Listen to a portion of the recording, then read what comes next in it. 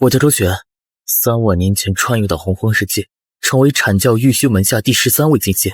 天尊告诉我，只要听话便可修炼大道。3万年间，我做牛做马毫无怨言，可最终却被剥夺根骨，弃入壁垒。可他们不知道，我觉醒了书殿系统，任何人都可从书中领悟道法，而我亦可获得万倍返还。这一次，我要让整个阐教葬身封神大劫。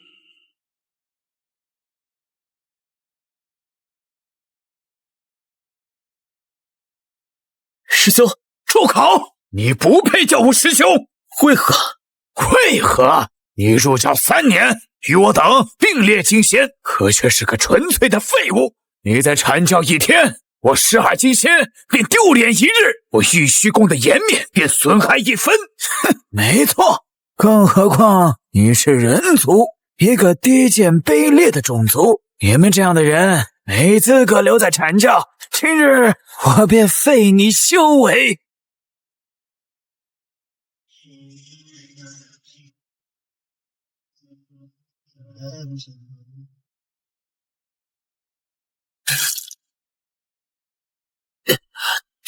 你废了我的修为，难道不怕师尊责罚吗？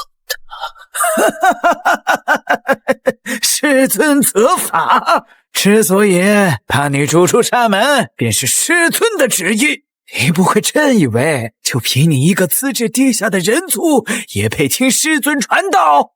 当初之所以收你入教，就是因为阐教需要一个杂役弟子来处理各种杂事，好让我们12金仙腾出时间来专门修行，还想得传大道，简直是痴人说梦。圣人不仁，以百姓为刍狗。天地之间，周旋，后山灵草尚未浇灌，速去。启禀师尊，弟子何时才能得传大道真法？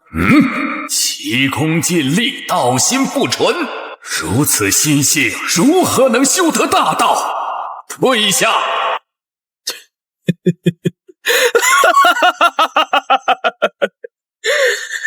原来一切都只不过是个骗局。好一个阐教，好一个元始天尊！废物就要有废物的觉悟。今日暂且废去你一身修为，日后若再仗着阐教名号在外行事，便要让你灰飞烟灭，真灵破碎，连重入轮回的资格都不会有。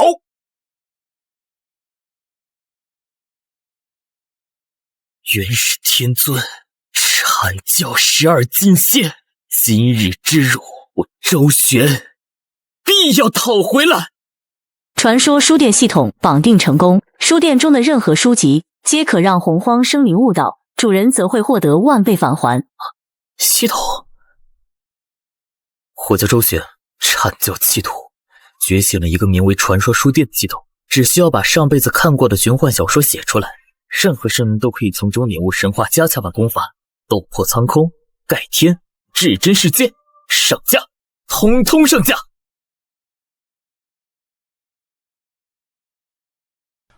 周师兄，公报师弟，我听闻周师兄被逐出师门，心中焦急万分，找了许久未果，没想到师兄竟是来了朝歌，开了家如此别致的书屋。先进来说吧，别在外面站着了。哼，那些家伙实在是欺人太甚，似我等披毛戴甲、资质低下之辈，永远没被他们正眼所瞧过。是啊，从来都没有。师兄，阐教这般待你，你准备怎么复仇？我在说什么呢？人家毕竟是12金仙，天尊更是天道圣人，我们这样的存在又能有什么办法呢？师弟，我准备推翻阐教。师兄，我没听错吧？推翻阐教？你怎么不可吗？司那阐教门内12金仙骄横蛮纵，从不把我等放在眼里，唯出身论，唯天赋论，所有资源都掌握在12金仙手中，普通弟子不配修习道法，又无法获得资源，修道之路近乎断绝。或许为兄也相信，只要付出努力，终有一天会被那元始天尊看中，得传真法。但是现在我明白了，似你我这样的种族资质，在元始天尊眼里连一只蜉蝣都不如。但是殊不知，只要把握住时机，蜉蝣亦可撼树。此次封神大劫波及整个洪荒世界，值此无量量劫，正是推翻阐教、改变天道大势的最好时机。师弟，为兄知晓，你是封神量劫之子，一旦大劫爆发，必能让天地倾覆。你可愿助为兄一臂之力，将那阐教推翻，甚至有一日，将那高高在上的元始天尊踩在脚下？师兄，你莫要吓我。你可愿？师兄，公豹知道你对我好，当年在玉虚宫，因我出身根脚，人人欺我辱我，只有师兄你把我当人看，处处维护，这份恩情，公豹永世不忘。可是推翻阐教，这怎么可能？师兄你莫要忘了，那12金仙如今个个都是大罗金仙之尊，他们只需动一动手指，你我便会灰飞烟灭，连轮回的机会都没有啊！大罗金仙不够。师兄，你冷静一点，你我如今一介凡人之躯，一无逆天法宝，二无通天修为，凭什么呀？我们凭什么去跟他们斗？凭什么？你可看好？看完此书，其意自见。好。消火火，斗之气3段。你记住，是我今日休了你。30年河东，30年河西，莫欺少年穷。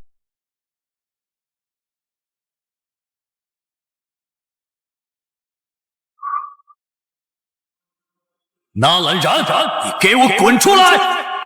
叶枫，是浪池。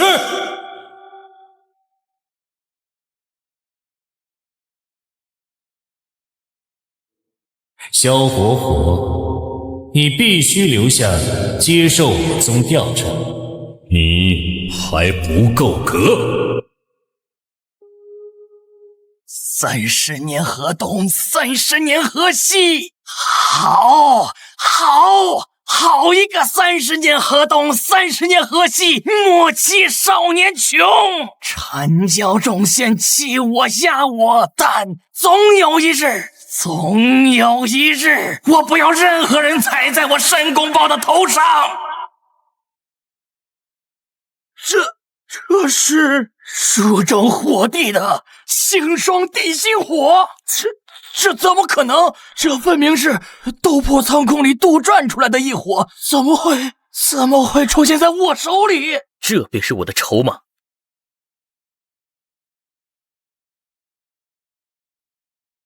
这股气息是异火榜排名第14的陨落心炎，2种，竟然是2种异火。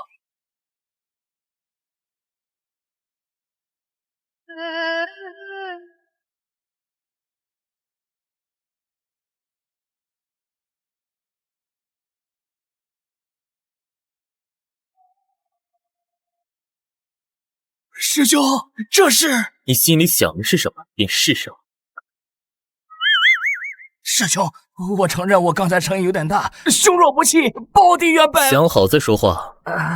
师兄若不嫌弃，师弟从今往后愿为师兄马首是瞻，鞠躬尽瘁，誓死效忠师兄。好，就等你这句话。你我师兄弟联合，推翻阐教，指日可待。不过当务之急，你尚需一处闭关之地来转换功法，吸收异火，突破瓶颈。不知你心中可有去处？师兄，师弟决定回昆仑山一趟，不仅可以突破，更可为师兄打探阐教金仙之秘。正所谓知己知彼，百战百胜，如此也方便你我日后动手。善。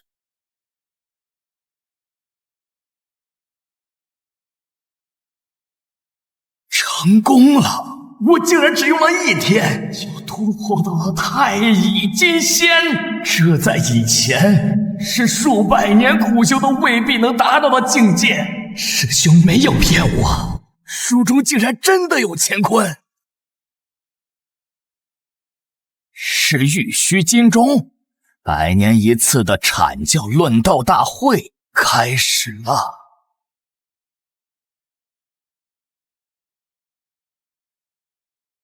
阐教100年论道，旨在切磋道法，印证所学，尔等皆需倾力而为，不可懈怠。谨遵副教主法旨。开始吧。申公豹，你这披毛戴角之辈，也入我阐教数百年，不如上台来，让本仙看看你这孽畜到底学了些什么东西。不行，30年河东，30年河西，现在的我还不是暴露实力的时候。多谢真人抬爱，弟子修为浅薄，道法低微，就不上台无真人的法眼了。哦，是不敢，还是你根本就是个废物？师兄评判即可。哼，公豹啊，你还真是不堪大器，一辈子都是个做杂事的命，跟那废物周旋一模一样。太乙，哦，你辱我可以，但不要辱我周师兄。师兄，那家伙早已经不是我阐教弟子了，要我看驱逐他都不够，就该直接让他葬身于此，不然以后在外败坏我阐教名声怎么办？太乙，辱我师兄，该死！放肆！你这孽障，看我今天不把你打回原形！去！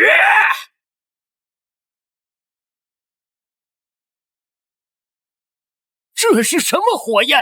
申公豹，你疯了！我怒不先烈！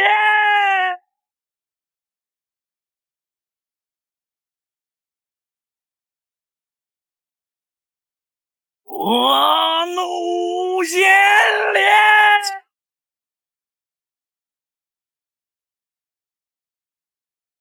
孽障，竟敢下此毒手，残害同门！众师弟结阵，今日定要将此寮就地正法。佛怒劫年消耗极大，即便我踏入太乙金仙，短时间内也无法再次使用。眼下最重要便是逃离，待我成就大道，再复仇也不晚。8000雷动，追！上天入地，也要将这叛徒碎尸万段。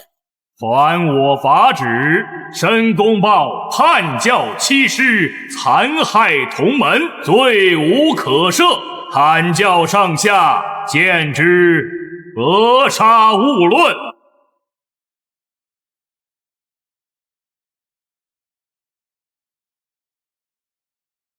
申公豹，他何时突破太乙金仙了？而且他为何这般着急？罢了，跟过去看看。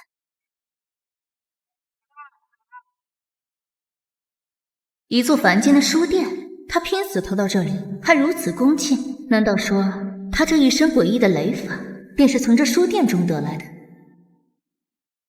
师兄，我暴露了。怎么回事？是师弟的错，主要那太乙老儿3番2次侮辱师兄，所以我一时间没忍住，出手了。倒是无妨，继续闭关吧。劫缘越发浓烈，终有一日，我们会正面迎击阐教。是。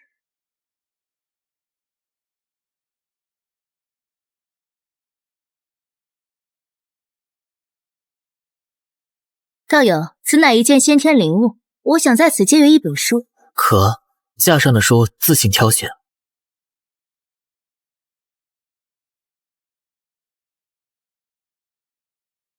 登天乐，踏歌行，弹指盖天，好大的口气！昔幼时相依伴，风雨不侵为君笑。夕阳落，执手散，红巾诗绣离别伤。夕阳落，执手散，红巾诗绣离别伤。羽化神朝当诛，不为成仙，只为在红尘中等你归来。如此精彩绝艳的女子，为了兄长竟能创出如此盖世神功，甘愿在红尘中苦等，这份情谊感天动地。好一个狠人大帝，好一本盖天，能写出如此书籍之人，又会是怎样的存在？吞天魔功，吞万物以养身，无物不吞，吞天灭地。吞噬，这是吞天魔功？书中功法竟然具化现实，这怎么可能？这位前辈，莫非已踏入了那个境界？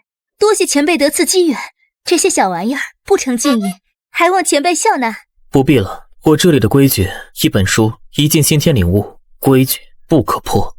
能是先天灵宝如无物，我的猜测应该错不了，是晚辈唐突了。前辈，这本盖天，晚辈可以借走吗？可。二姐，你看大姐，这都多少天了，修炼也不修了，大道也不参悟了，咱们的九曲黄鹤大阵也不演练了。前几日师尊开讲大道，她竟然都没去听。是啊，大姐自从上次外出游历回来，就整日抱着那本书，跟入了魔似的。二姐，我跟你说，大姐她不会是出去这一趟动了凡心，迷上凡间那些情情爱爱的话本小说了吧？怎么可能？大姐道心何其晚过！完了，看这神情，难道大姐真的沉迷于凡人的情爱故事之中，无法自拔了？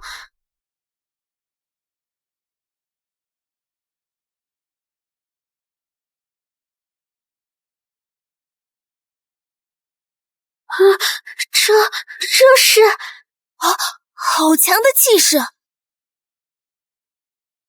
花开12品，这是最顶尖的先天魔神才有的根基啊！吞噬法则，大姐什么时候领悟的吞噬法则？而且这法则的感悟程度竟然有70%，都快超过她的本命云之法则了。好，看爱情小说能看到花开12品，能把法则领悟到70%，难道至情至爱才是领悟大道的真谛？仅是反复品读狠人大帝的故事，就让我突破了桎梏，道行大增。这本书，不，这位前辈究竟是何等伟岸的存在？他给予我的是足以逆天改命的无上机缘。哇，大姐，你好厉害！大姐，看情爱小说都能突破，你是怎么做到的？快教教我们，我们也想看。此书中奥义万千，需要你自行领悟。不过这书并非大姐所有，你阅读后需要去自行还恩，了却因果。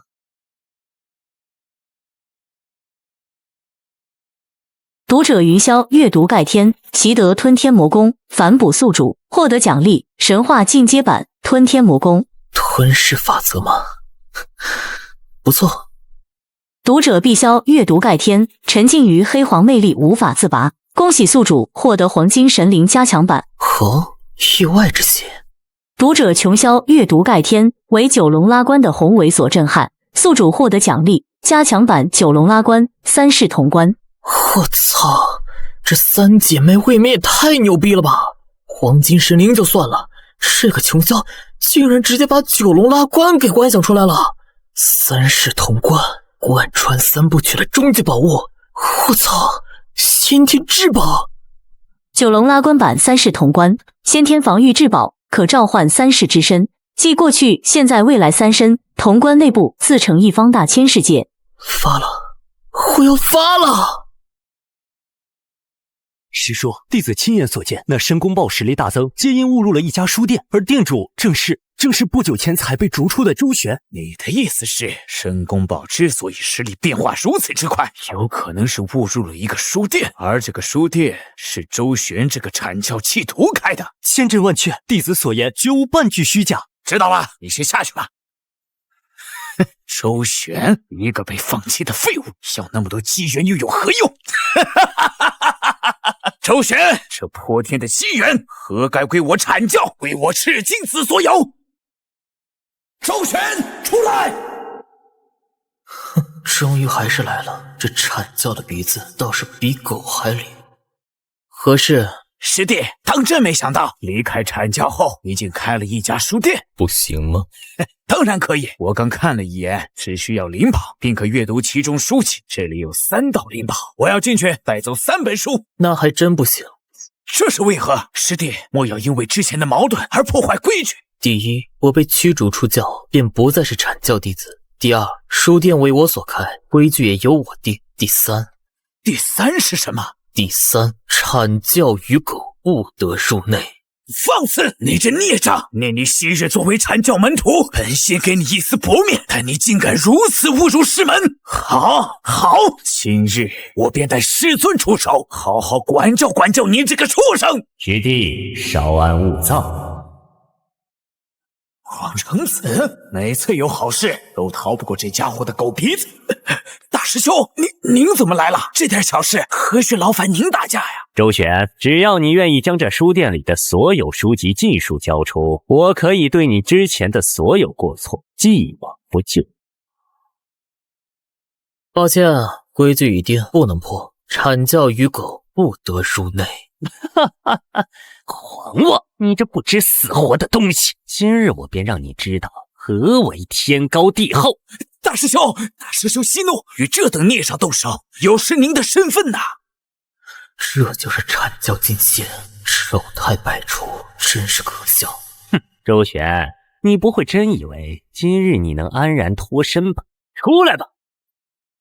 若不是大师兄及时通报，我等都还被蒙在鼓里，不知此地竟有如此大的机缘。赤精子师弟，你此行可真是不善呐！哼，一群老阴逼！我他妈要是把这事告诉你们，还有我吃肉的份吗？可是连汤都要喝不上了。真没想到，昔日一个被师尊放弃的家伙，如今却能不声不响的活得这般造化。不过这些东西不是你能把握得住的。现在把所有书籍全部交出来，念在曾经同门的份上，我等可以让你在这朝歌城安稳度日。否则，谁敢动我师兄？妈了个巴子的！师兄，我实在是忍不了了！这帮杂碎，强抢说得如此冠冕堂皇，我呸！申公豹，你果然在此，真是踏破铁鞋无觅处，得来全不费工夫。今日正好将你们这2个弃徒一并解决了。店家，我们来看你了。哟，这么热闹啊！你们这是想干什么？截教弟子，好你个周旋！身为我阐教门徒，竟敢与截教妖女混在一处，你对得起师尊的教诲吗？哼，我说他区一个弃徒，哪来的胆子敢如此嚣张？原来是找到了截教做靠山。不过周旋，你当真以为凭他们3个就能护住你吗？好，我算是看明白了，你们今天来是为了颠倒黑白，强取豪夺的呀！跟他们废什么话？店家是我们的恩人，欺负店家那就是在欺负我们。让我金角剪！三妹，莫有冲动，把这4个阐教伪君子打杀了是小事，可万一毁了周旋道友的书店，那可是大事。你也不想以后没书看了吧？不行！截教妖女欺人太甚，真当我等怕了你们不成？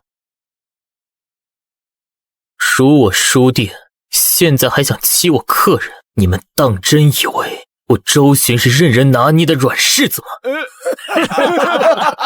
周旋，你一个被逐出师门的废物，也敢口出狂言！现在立刻把所有的书都交出来，这是我们给你的最后一次机会了。又来了，我说你们一个个是都瞎了眼，看不清楚我门店上挂着的牌子吗？阐教鱼狗不得入内，这是我书店的规矩。别说是你们4人，今日就算是元始天尊亲至，他也不配进我的书店来。元始天尊虽强，但我的书店内有系统设下的无敌区域，若是元始真要来，大不了不出去就是。胆敢如此辱我师尊，孽障，你今日必死！猖狂！辱我，欺我，辱我！今日这笔恩怨该清算了。登天路，踏歌行，探日遮天，九龙拉关，开！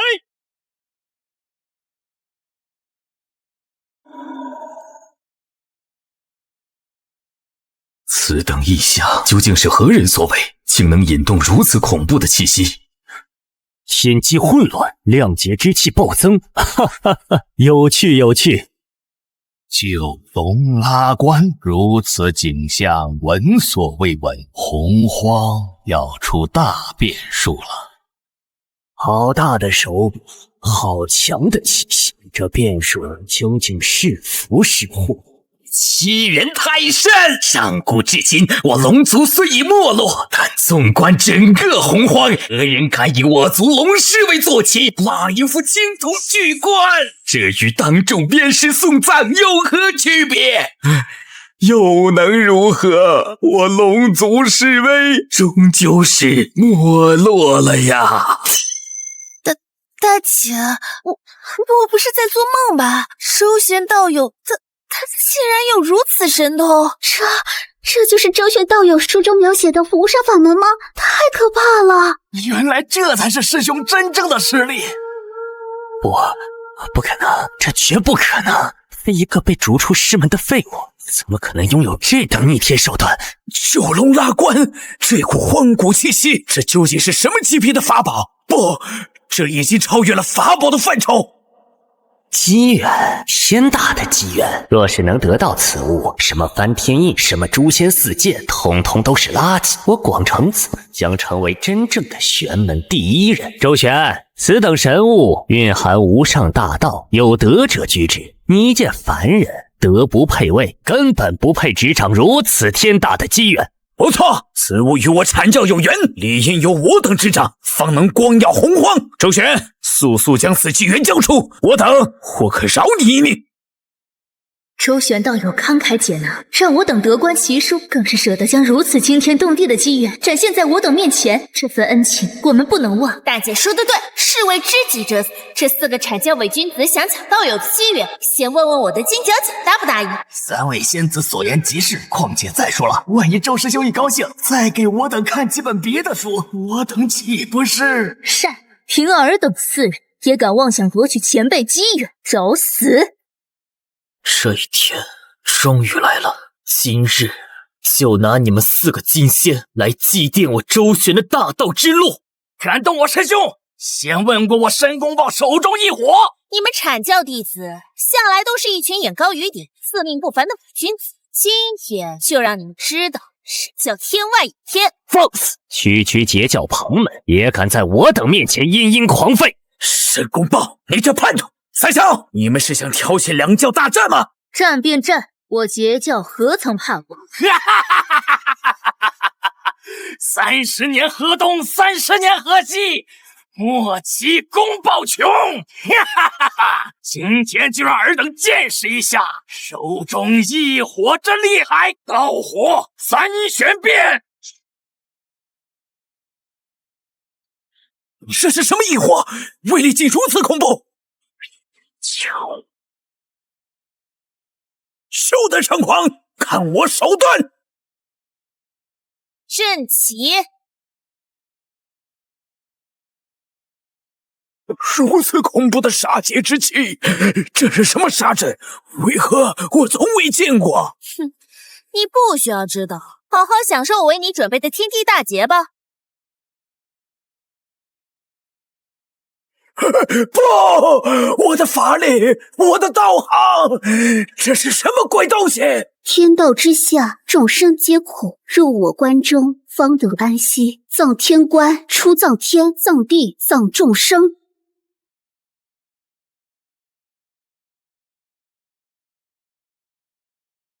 太乙师弟，可能这些神通、这些法宝根本不是洪荒之物，他们到底从周旋那里得到了什么？师弟，这个废物就是罪魁祸首，只要杀了他，一切都会彻底结束。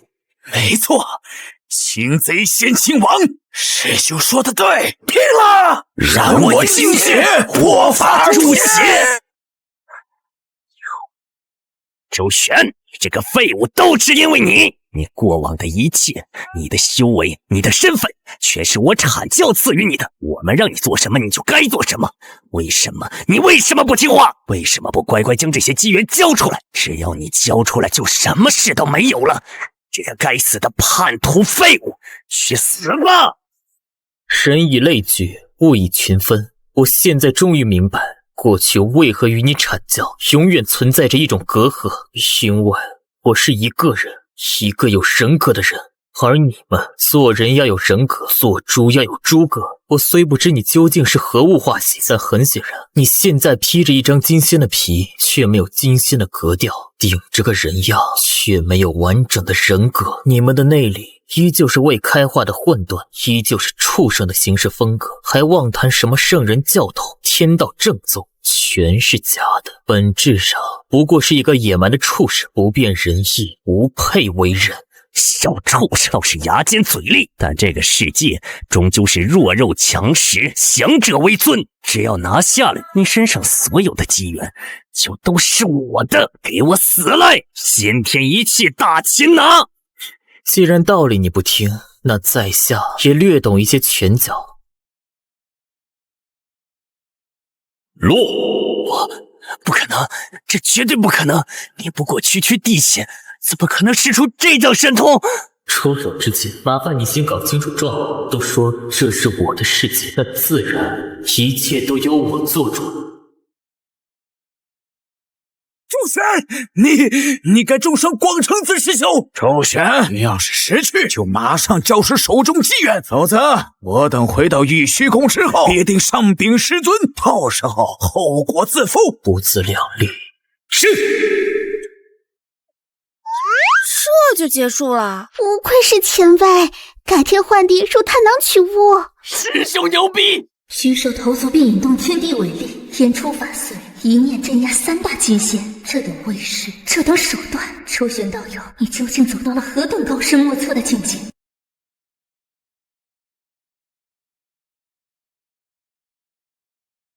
今日之事，多谢4位道友出手相助了。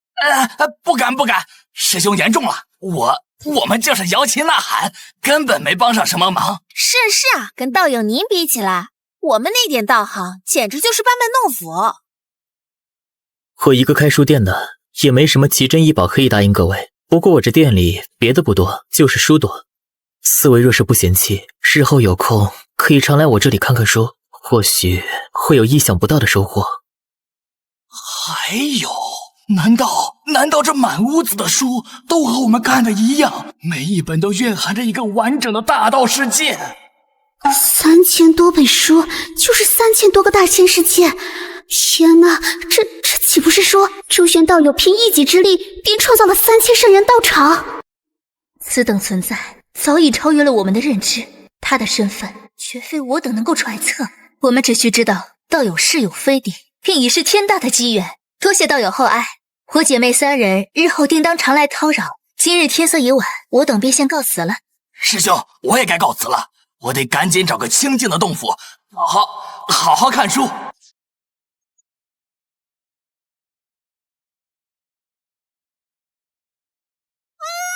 大姐二姐，你们听，是明道中。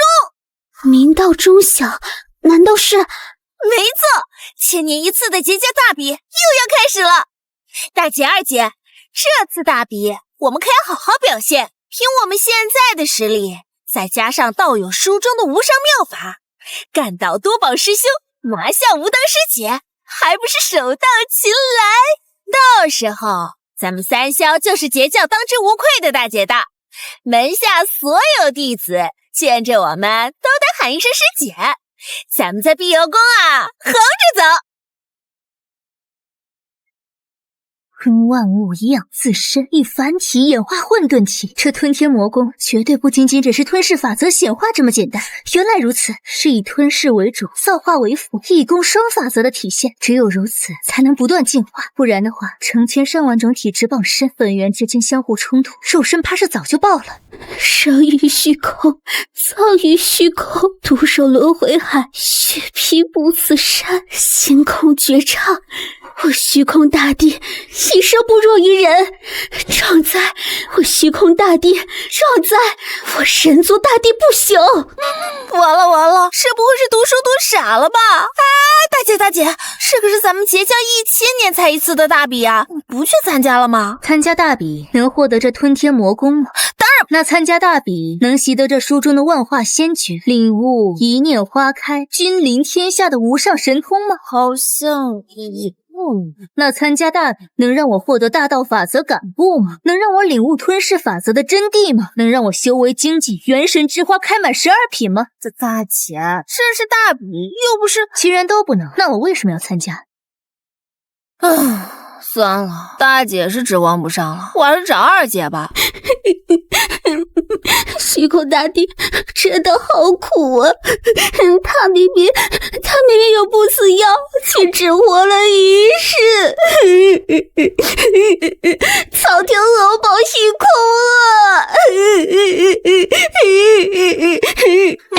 算了，我还是自己去。金姑仙，你我2人今日别分出个胜负。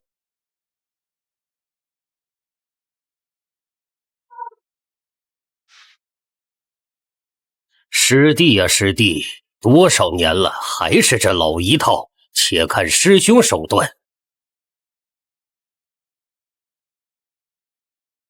抗拒金环。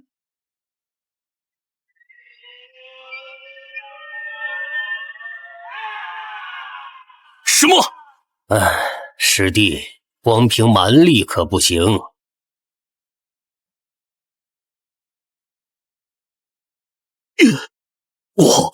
我竟然……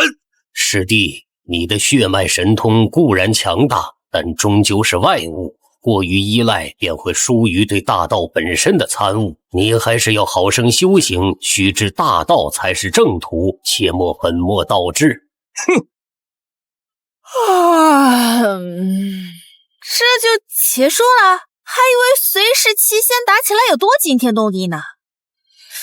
好无聊啊！不是用灵宝防御，就是比拼血脉法术，比起书中那些战斗实在是差太远了。一念花开，君临天下，是何等的气魄！无畏成仙，只为在红尘中等你归来，又是何等的深情！早知道我也不来，与其在这浪费功夫，还不如回去看书呢。大姐二姐肯定又看到新的精彩地方了。碧霄师妹，看大家论道许久，想必也手痒了，不如你我2人上台切磋一番，如何？又是这只兔！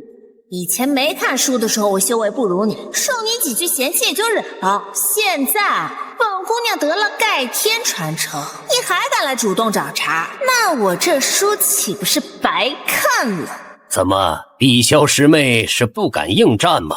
也难怪，近来师尊在碧游宫开坛讲道，你们3姐妹却踪影全无。今日这万仙论道大会，云霄、琼霄2位师妹更是直接缺席。莫不是你们姐妹3人修为大进，已经瞧不上我们这些同门师兄弟了？还是说连师尊的大道你们也觉得不屑一听了？长耳定光仙，你这死兔子，嘴巴给老子放干净点儿！论道便论道，再敢对我3妹出言不逊，信不信我先把你那对招子打掉，再把你那2颗大板牙给生生掰了？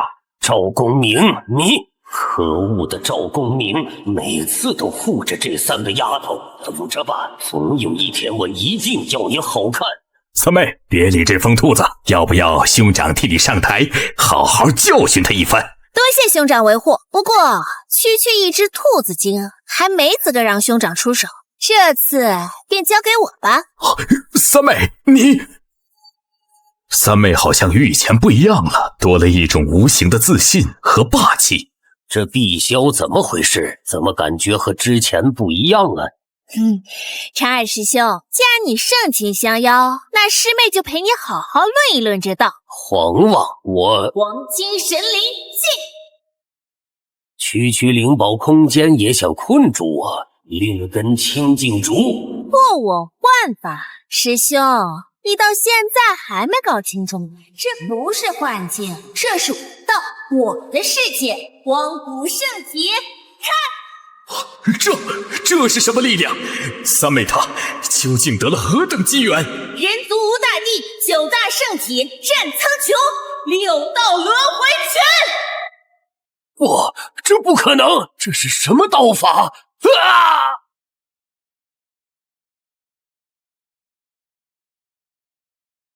我的修为，我长耳定光仙的颜面，碧霄、赵公明、三霄，你们等着！这是你们逼我的，定要你们付出100倍、1000倍的代价。那精灵，我感受到了，那是极品先天灵宝的气息。天哪，三师姐竟然有这等至宝！灵宝固然可贵，但你们难道没注意到师姐的道法吗？那是什么体质，竟有如此霸道绝伦的气息？还有那一拳，6道轮回拳，将轮回法则演化为无上杀伐神通，这简直是闻所未闻。三师姐究竟是得了何等逆天机缘呢？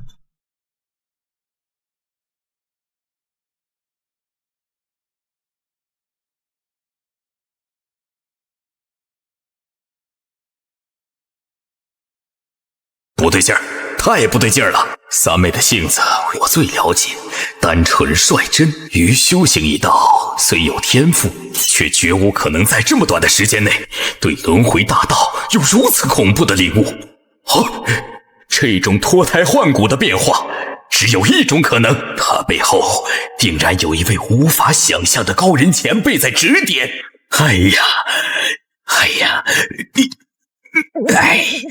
呀，我是他兄长，怎么能？可是大道在前，妈了个巴子！不就是求三妹引荐一番吗？为了大道，这张老脸不要也罢，有啥可犹豫的？干了！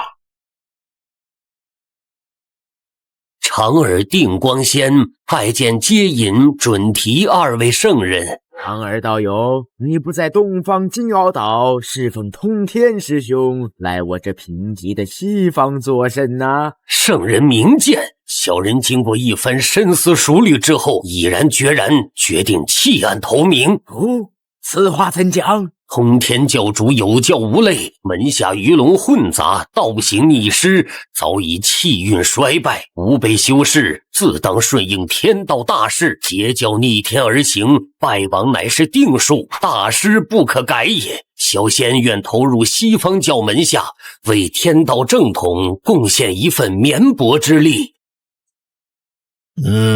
善，且把这颗菩提子服下。这菩提子蕴含西方佛缘，一旦服下，我一身的仙家法力便会尽数转化。若是被师尊察觉，他老人家一剑之下，我怕是连真灵都剩不下来。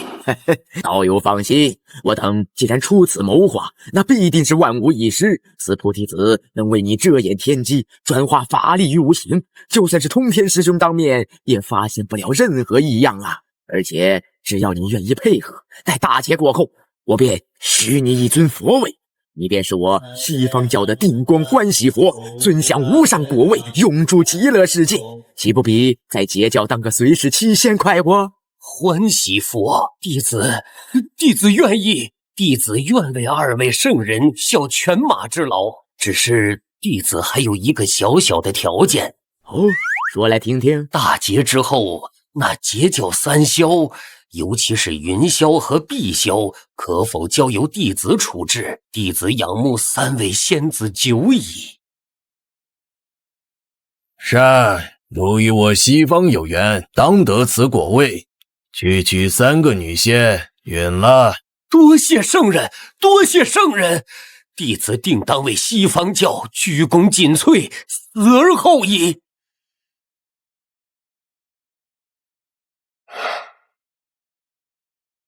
为了大道，这张老脸拼了！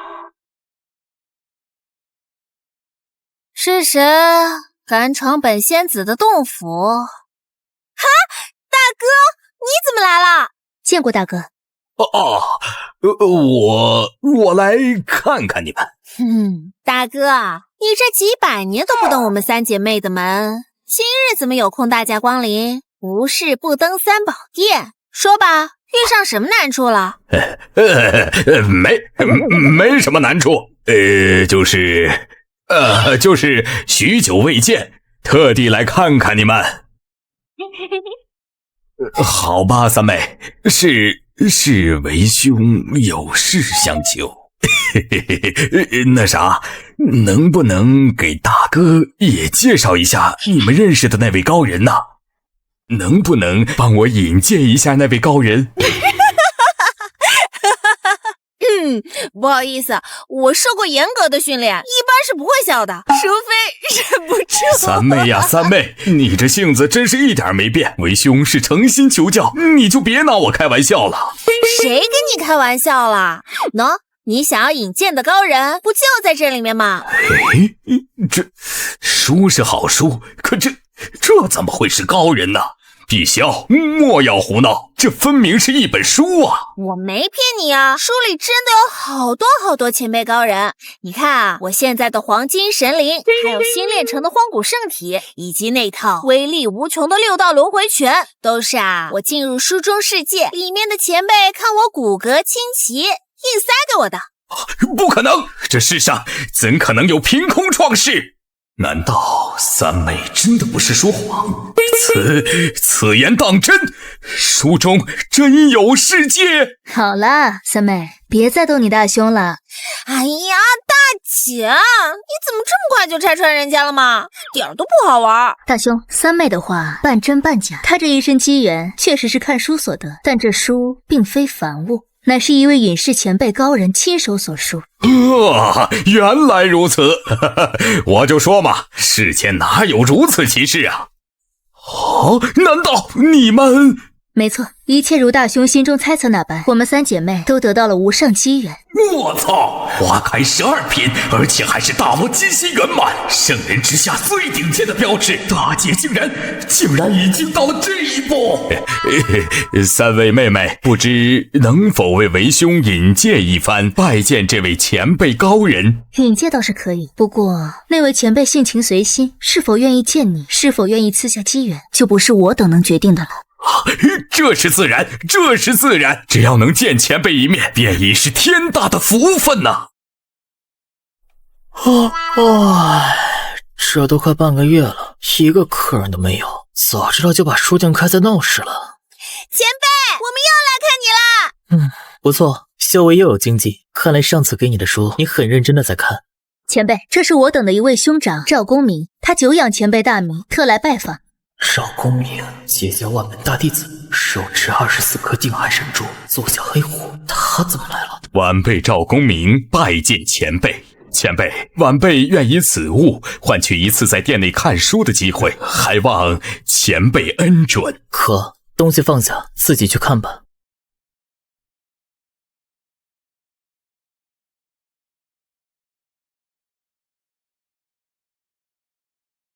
一粒尘可填海，一根草斩尽日月星辰。弹指间，天翻地覆。生于最黑暗的动乱年代，为修道而生，为应劫而至。他身化亿万血雨，洒落万古岁月，历经无数时空的熬炼，只为在那绝望的尽头，开辟一个完美而璀璨的至真世界。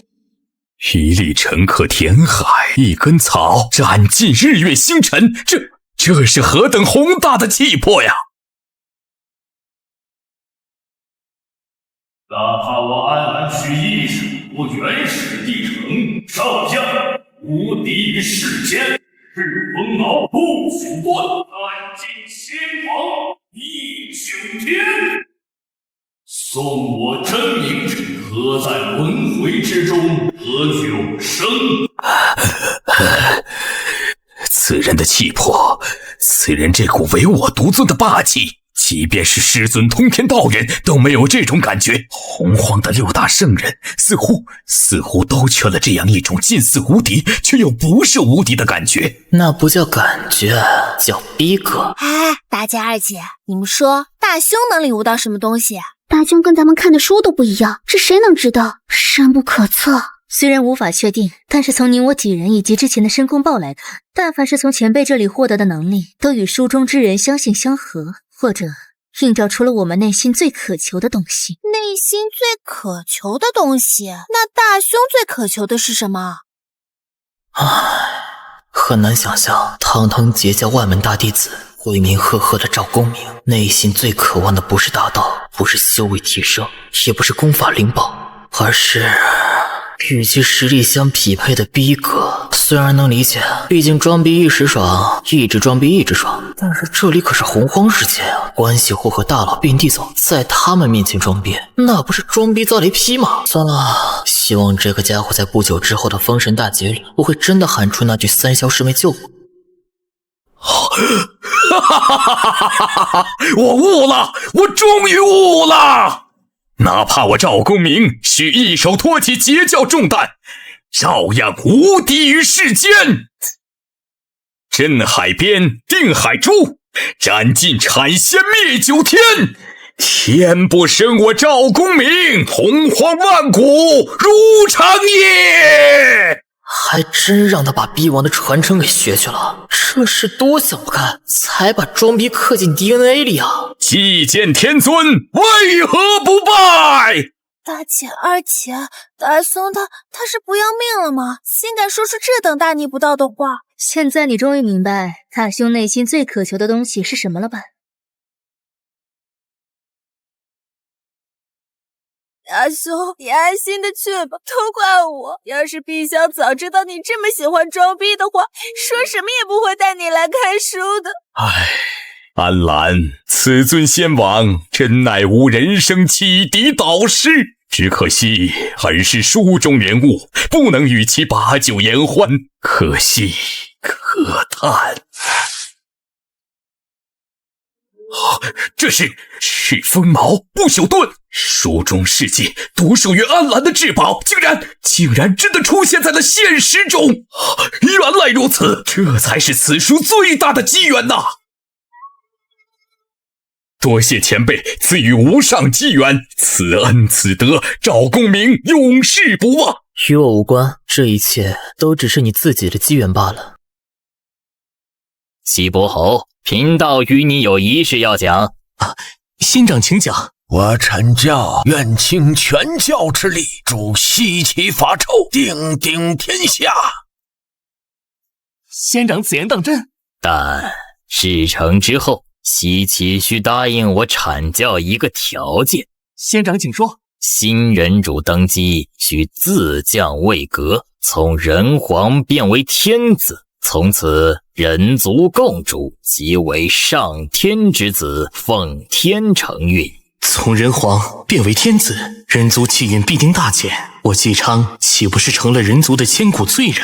此乃天数，天数不可违。父侯，这已是天赐良机，若无阐教相助，我西岐拿什么与那大商抗衡？难道要眼睁睁看着我西岐基业毁于一旦吗？这是我们最后的机会了。父侯，您还在犹豫什么？这可是天赐的无上仙缘，千载难逢啊！此乃天道大事，是圣人法旨，圣人意志，岂是我等凡人可以揣测违逆的？父侯，您若不应，天下800镇诸侯自会有愿意取而代之者，届时我西岐悔之晚矣。西伯侯，你这为人父，还不如令郎看得通透啊！西伯侯，只要你点头，我阐教不仅保你鸡世江山，100年国祚，更可许你一桩死后的天大富贵。封神榜上为你留一尊位，中天北极，紫薇大帝，仙长，国运神位固然有人，但邪教势大，门人遍布朝野，通天教主更是圣人之尊，发咒便是与整个邪教为敌。元始天尊虽亦是圣人，可那诛仙四剑非四圣不可破，此言人尽皆知。原来西伯侯是担心这个，你是在顾忌邪教那位通天师叔，对吗？你放心，我阐教既然敢行此事，自然早已有了万全之策来应对那座诛仙剑阵。邪教万仙来朝，气运鼎盛至极，然盛极必衰，此乃天数。如此庞大的气运，岂有不被清算之理？诛仙剑阵号称非四圣不可破，那若是我们当真凑齐了4位圣人呢？四位圣人，这怎么可能？三清本为一体，同气连枝。兄弟，西伯侯，圣人之下皆蝼蚁，圣人之间亦有亲疏远近。当年紫霄宫中道祖分宝，唯独他通天师叔得了诛仙4剑这等杀伐之宝，早已埋下祸根。此次封神大劫便是一场清算，不但要将他邪教门人送上榜去，就连他这位圣人也要为当年的偏爱付出代价。这不仅仅是王朝更迭，更是一场蓄谋已久的圣人之间的博弈啊！姬昌明白了，西岐上下愿为其子，但凭2位仙长，但凭圣人差遣。天道循环，杀劫已起，终究是开始了。通天师兄，你门下万仙来朝，气运鼎盛，却不知盛极而衰，木秀于龙。唉，非是师妹不愿帮你，实是这盘棋早已不是我等能够左右，稍有不慎，尽是道陨之位。大道50，天眼49，遁去其一，这既定的天命竟出现了一丝变数。这一线生机，难道说我人族还有救？不行，我若亲自动身，动静太大，太上师兄无为而无不为，定会第一时间察觉，届时这一线生机，怕是会立刻被他抹去。必须派一个得力之人下界，代我寻找。可该派谁去呢？有了，狐族。此族天生精通魅惑，于因果之道最是敏感，且多为女子之身，行走于红尘之中，最不易引人注目。招妖幡现。妖族帝俊东皇，终究是过眼云烟。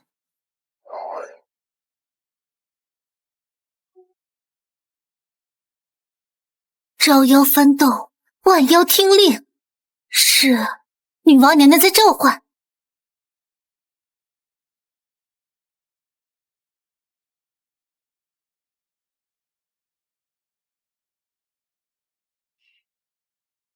轩辕焚狐族苏妲己拜见女娲娘娘，娘娘圣寿无疆。纯正的青丘九尾狐血脉，以至金仙修为，还算不错。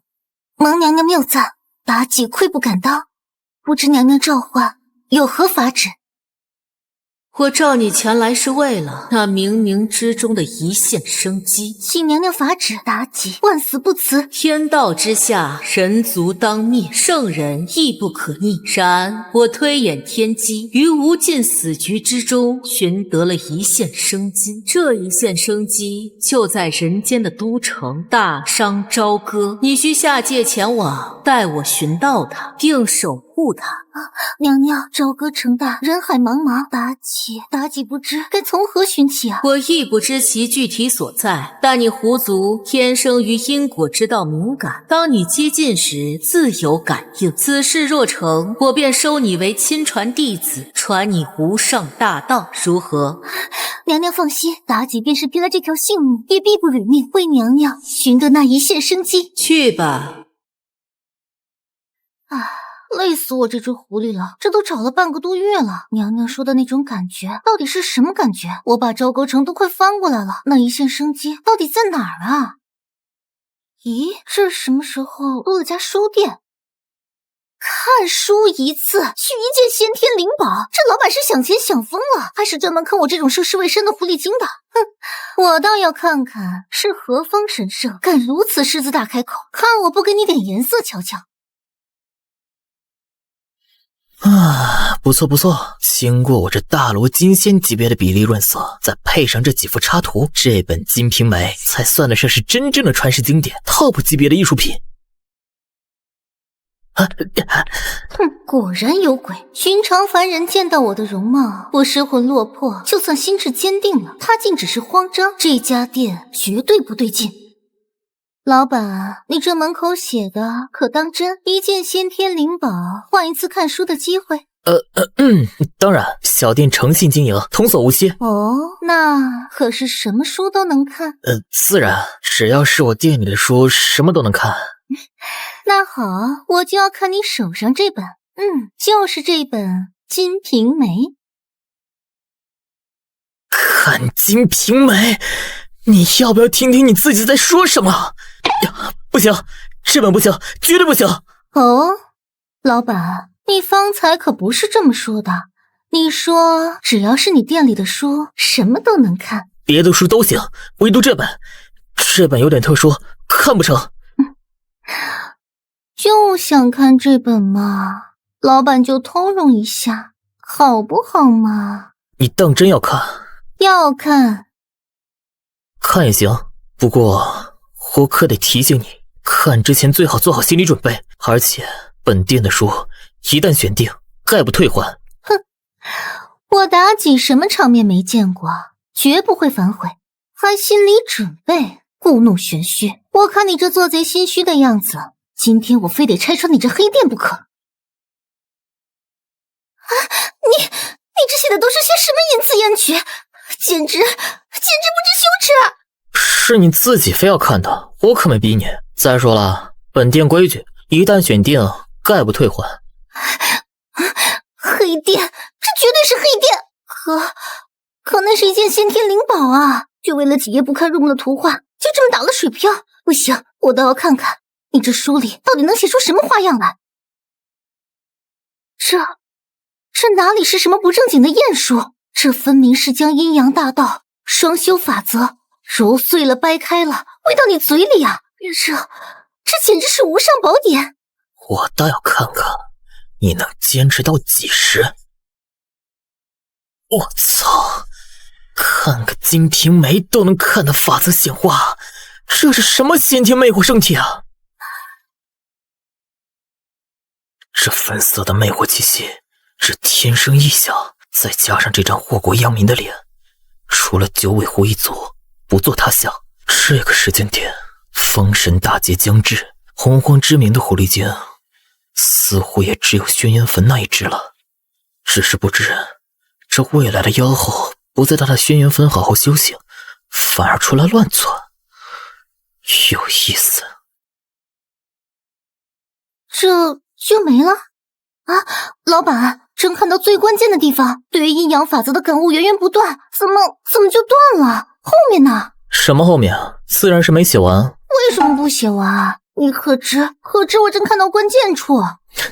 你刚刚不也是看到了？我笔还没放下你就闯进来说要看，我能有什么办法？不过书看不完暂且不说，现在是不是该算算账了？陈慧，一件先天灵宝。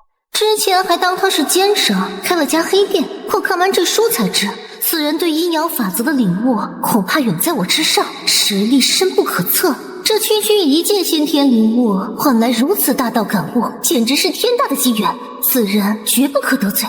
老板说的是，这等宝物一件先天灵物，是我占了便宜。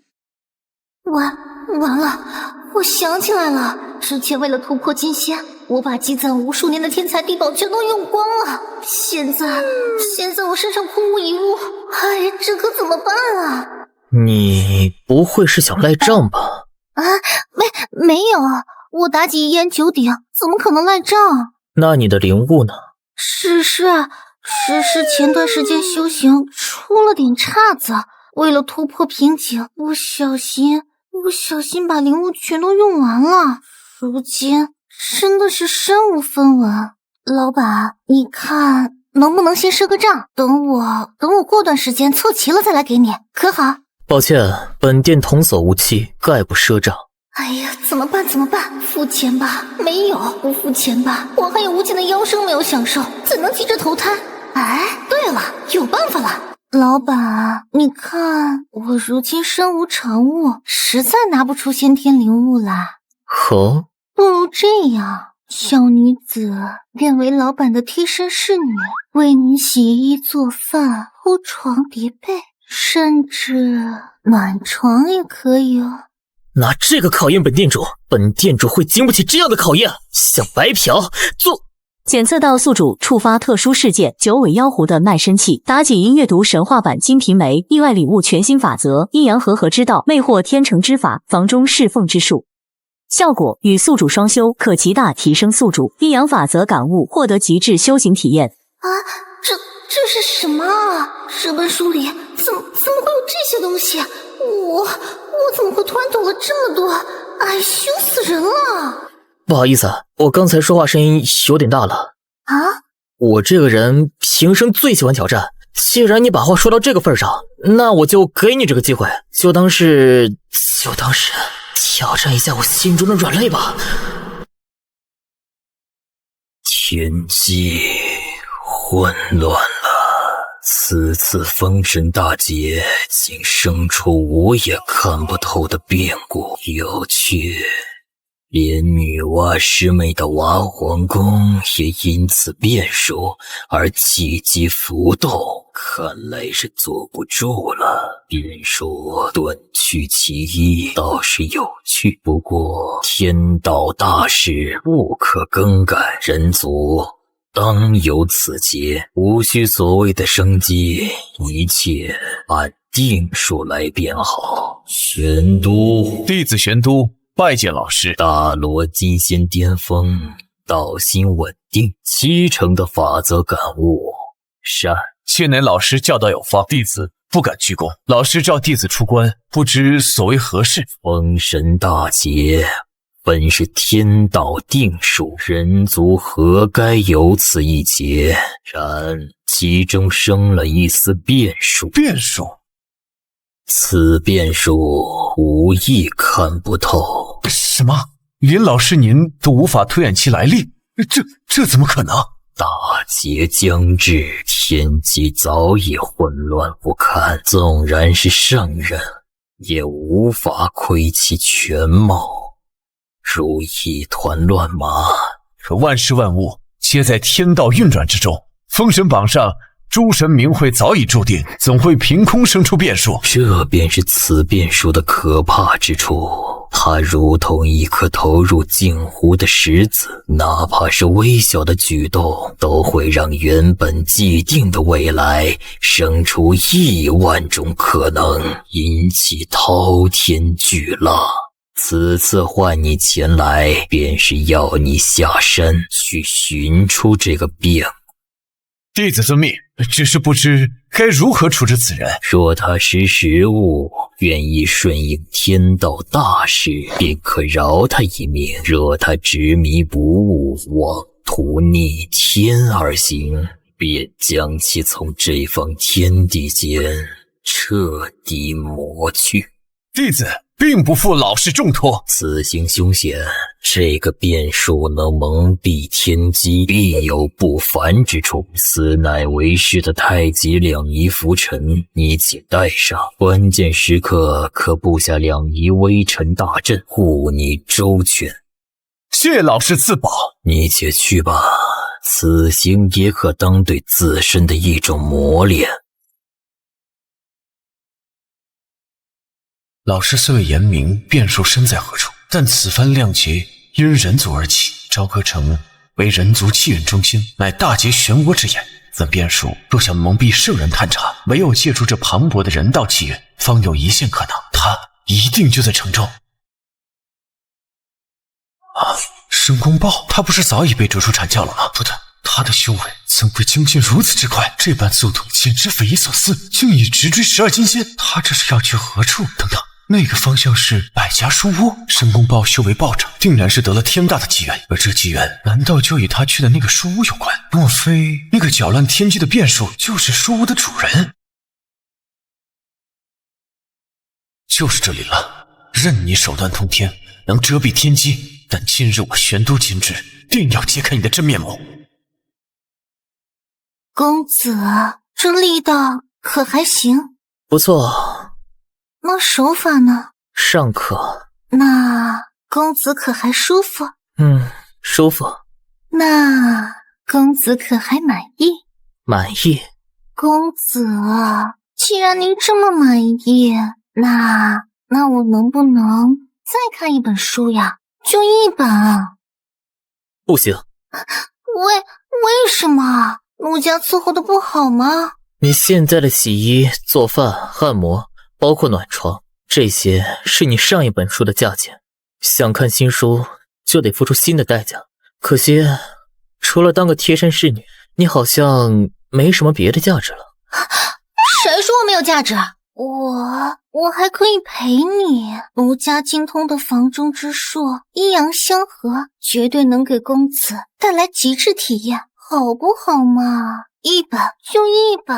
此事，道友，贫道玄都愿以一件先天灵宝求阅殿内一书，还望道友现身一见。该来的终究是来了。我知道会有不速之客，但是没想到来的人竟然是你。太上老子果然是三清之中隐藏最深、修为最强的那一个，这都能被他算到。店家可否看书？我这书屋只为心存正道、匡扶正义之人而开，不为狼心狗肺之徒敞门。他竟然知道我的身份，更知道我的来意。没错了，此人一定便是这大劫中的变数。道友误会了，贫道只是……够了，怎么，太上老子这么多年什么都没教，就只教了你虚伪处事，见人说人话，见鬼说鬼话吗？你既然知晓我的来意，便做出选择吧，臣服于天道大事，或者……抱歉，我不喜欢跟披着人皮的禽兽待在一起，更不喜欢跟你这种狼心狗肺的东西多说一句废话。现在马上立刻滚！你可知道你今日这般选择的后果？后果是跟你当年加入人教拜太上老子为师的后果一样吗？从此抛弃人族的身份，却心安理得地享受着人族气运的加持，抛弃当年那些亲手把你抚养长大的乡亲父老。当年人族大劫，妖族屠戮苍生，你在哪儿？当妖族的爪牙撕碎你部落里那些看着你长大的叔伯，分身那些害你哥哥的孩童时，你又在哪儿？你那时已是圣人门徒，你若只有半点人心，只需一句话，妖族也不敢在首阳山放肆。退一万步说，你若无力庇护，那你为何要驱赶那些前去投奔你的族人？你看看你都做了什么！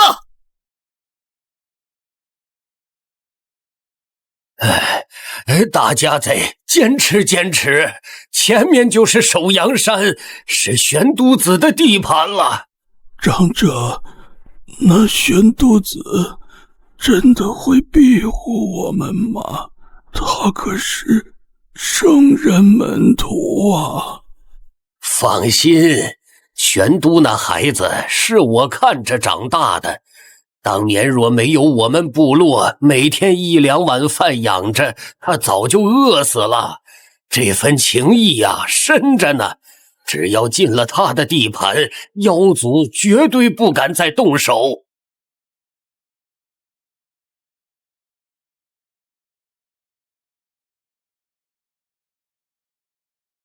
圣人道场，清净之地，尔等生灵不得擅入。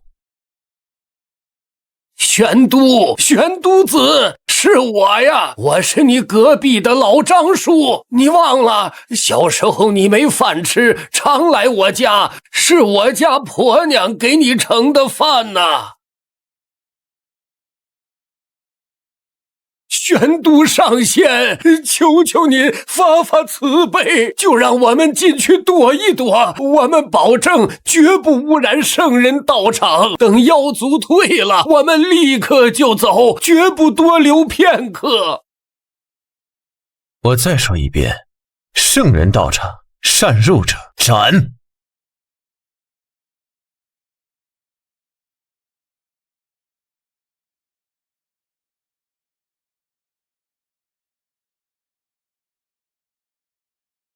玄都，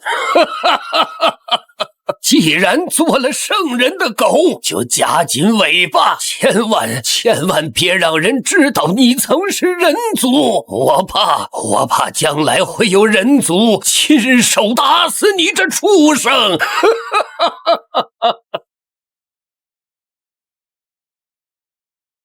怎么，过去的事情还需要我帮你一件件回忆吗？要不要我再往下说说？人族大劫乃天道大事，欲成天地主角，此等磨难必不可少。我所谓皆是为全人族大义。所以我才说你是个彻头彻尾的傻逼。什么磨难简直可笑，一切不过是圣人为谋夺人族气运罢了。圣人不死，大道不止。放肆！所谓天道大事，不过是你们这群高高在上的天道走狗为了谋夺人族气运编造出的最大谎言。天地人三道，地道轮回，人道自强。你们惧怕人道崛起，所以才要用所谓的大劫来欺压，来打压，将人道彻底吞噬，永生有世踩在脚下，这才是真相。一派胡言！是不是胡言？你比我更清楚。变数，你果然是那个变数。好，既然你执意找死，那我也不必再顾忌什么同族身份。这个世界不需要变数，一切都该回归既定的天命，给我死！在我的书店里动手，真是可笑。不可能，这个是极品先天灵宝，南方绿地焰光旗，你怎么可能？这书店既然敢对我出手，就要做好魂飞魄散的觉悟。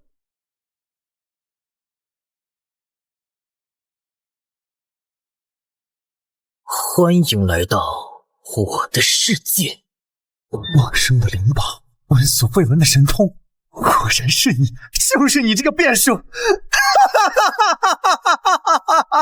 很好，只要将你这个变数抹杀，献给老师，我必能一步登天。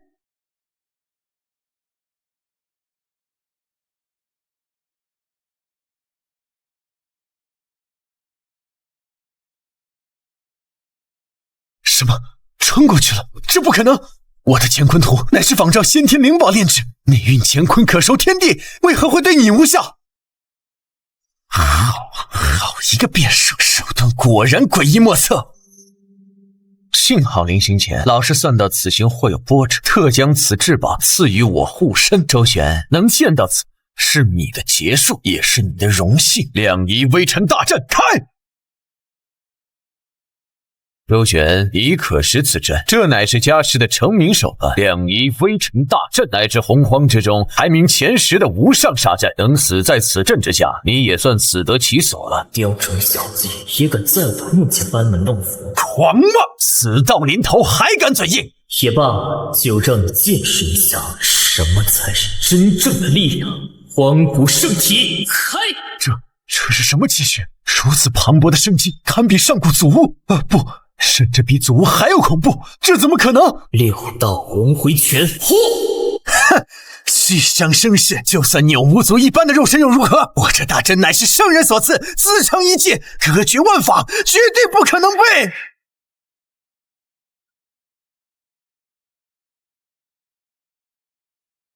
不可能！我的2名为政大臣圣人法宝，怎么可能？这绝不可能！没什么不可能，你所以证不过是万，而我信奉是人定胜天。恨，身为叛出人族的杂死不配为人。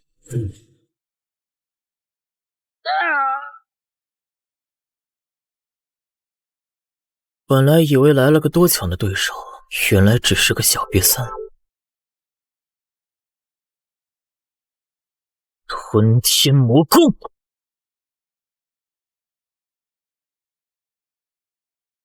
这才是吞天魔功的正确用法。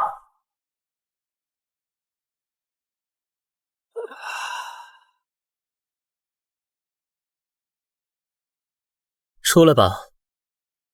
老板，你都看到了。老板，不，主人，奴家从今往后就是您的人了，求主人不要杀我，奴家精通百般变化，擅长万种防中之术，保证把主人伺候得舒舒服服的。我靠，这小狐狸搞什么鬼？我他妈一句话还没说，他这戏就演全套了。只此一次，下不为例。主人放心，奴家以后一定乖乖的，好好伺候主人。哎呀，罪孽啊！我周某人自诩心智稳定，今日终究还是没能顶住这轻视妖姬的诱惑，要永坠无间了。哎呀，罪孽啊！我周某人自诩心智稳定，今日终究还是没能顶住这轻视妖姬的诱惑，要永坠无间了。不过，正所谓我不入地狱，谁入地狱？都说这美色是刮骨钢刀，周某人今日便要亲身试试它究竟有多利。走，跟我进屋。主人，舒服吗？舒什么舒？做好你的本职工作，再想看书。主人，真是答应给妲己看书了。看你表现。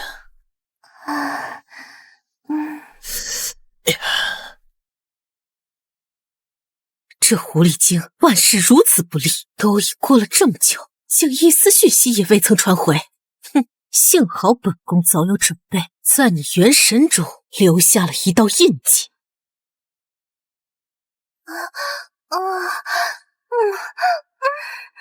你住！本宫让你去寻找变数，不是让你去睡了那个变数。自带天机遮掩，即便本宫借由元神印记强行窥探，也只能看到一瞬，便被其气机搅乱。看来此人果真是那搅动洪荒的变数，错不了。罢了，看来此事还需本宫亲自走趟。可恶！我明明将书中的玉女心经和房中秘术都已参透，为何还是输给了主人？你也不想想，那本书是谁写的？难道还要告诉你，我绑定了加倍返还系统？你修行1日等于我修行100日，这房中术自然也是如此。店家可在？本宫想看一看书。这是怎么了？大清早的，有客人上门，好事啊！不是客人，我好像听到了娘娘的声音。娘娘？哪个娘娘？女娲娘娘。操，女娲？不可能！我这书店有大道庇护，能遮掩一切天机，圣人也无法窥探。她是怎么找来的？也许是我太累了，出现幻听了。对，一定是幻听。店家何故避而不见？怎么办？一定是娘娘知道了，她肯定知道我不仅没找到那个变数，还跟你睡了。完了，娘娘一定会扒了我的狐狸皮，做成围脖的。不用担心，你的任务已经完成了。要不然的话，女娲既然在妲己元神中埋下这种手段，可以随时追踪定位，那岂不是说昨晚我和妲己她全看见了？完犊子，千防万防，家贼难防！我这是被现场直播了，还是给圣人直播？你先在此歇着，别出去，这件事我来处理。主人，我的任务是寻找搅动洪荒的变数。主人说我的任务完成了，那岂不是说主人便是那个变数？后辈人族周旋见过女娲娘娘。不愧是搅动天机的变数，看来你什么都知道了。娘娘说笑了。本宫此来有2事，其一，见见你这变数，如今看来尚可；其二，便是看看你这能蒙蔽天机的书殿有何神奇。魂殿家规矩，不知此物可否换一次阅览之机？乖乖，山河设计图，圣人出手就是不一样，顶级先天灵宝当门票。娘娘言重了，此物足矣。娘娘，请。可有推荐之书？娘娘既为人族圣母，又曾为妖教之主，想来这本在世之书最适合娘娘。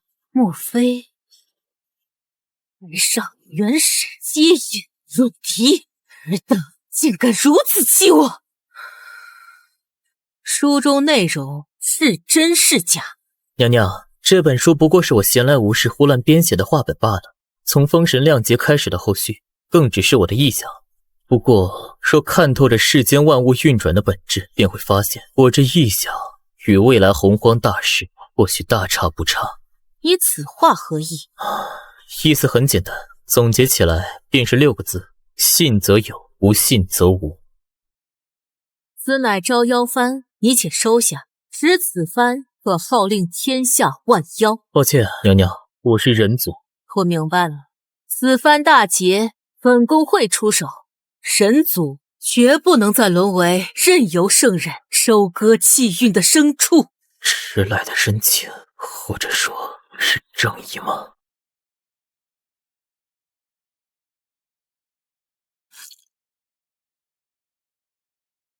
大祭司，大王，天机，我看到了。说，寡人听着。封神大劫，席卷3界，我人族气运将衰，万劫不复，此乃天道定数。定数？寡人偏不信这定数，可有转机？有，我以性命为引，窥得一线生机，生机在人族，在书。书？什么书？去寻吧，大王，您是人皇，人族的命运就在您手。厚葬大祭司以王侯之礼。遵旨。书，一线生机，一切的源头。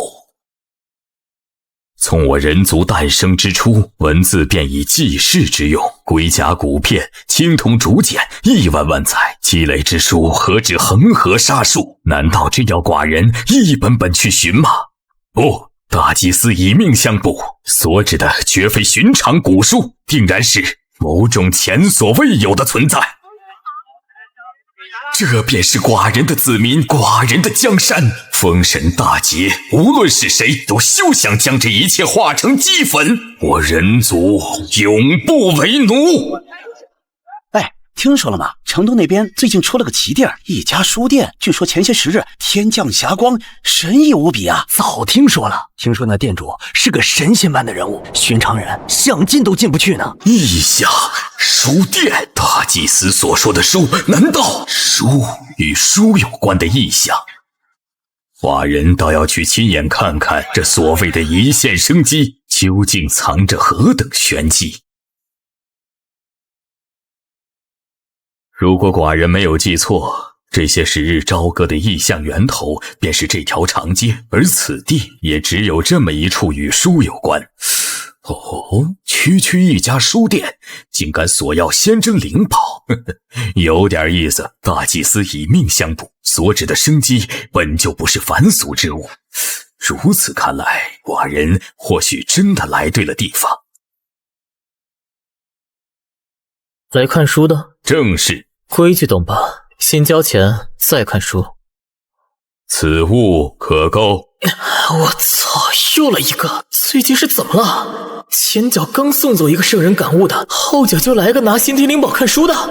洪荒世界都这么内卷了吗？够了，书架上的书随你挑，但记住，机会只有一次。悟空传。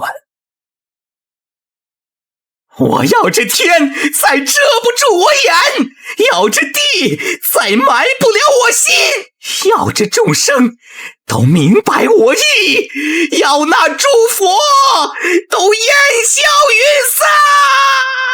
散。若天压我，劈开那天；若地屈我，踏碎那地。我等生来自有身，谁敢高高在上？这个天地，我来过，我奋战过，我深爱过，我不在乎结局。这只猴子，他的处境与今日之人族何其相似！被天地所弃，被圣人视为蝼蚁，被所谓的定数安排好了灭亡的结局。寡人明白了，寡人终于明白了。大祭司所说的一线生机，不是一本书，不是一件法宝，而是一种意志，一种精神。人族需要抗争。抗争那高高在上的洪荒诛仙，抗争那视万物为刍狗的圣人，哪怕最后生死道消，人族灭亡，但只要我们抗争过，奋斗过，这股不屈的意志便会传承下去。只要精神不灭，我人族永不为奴。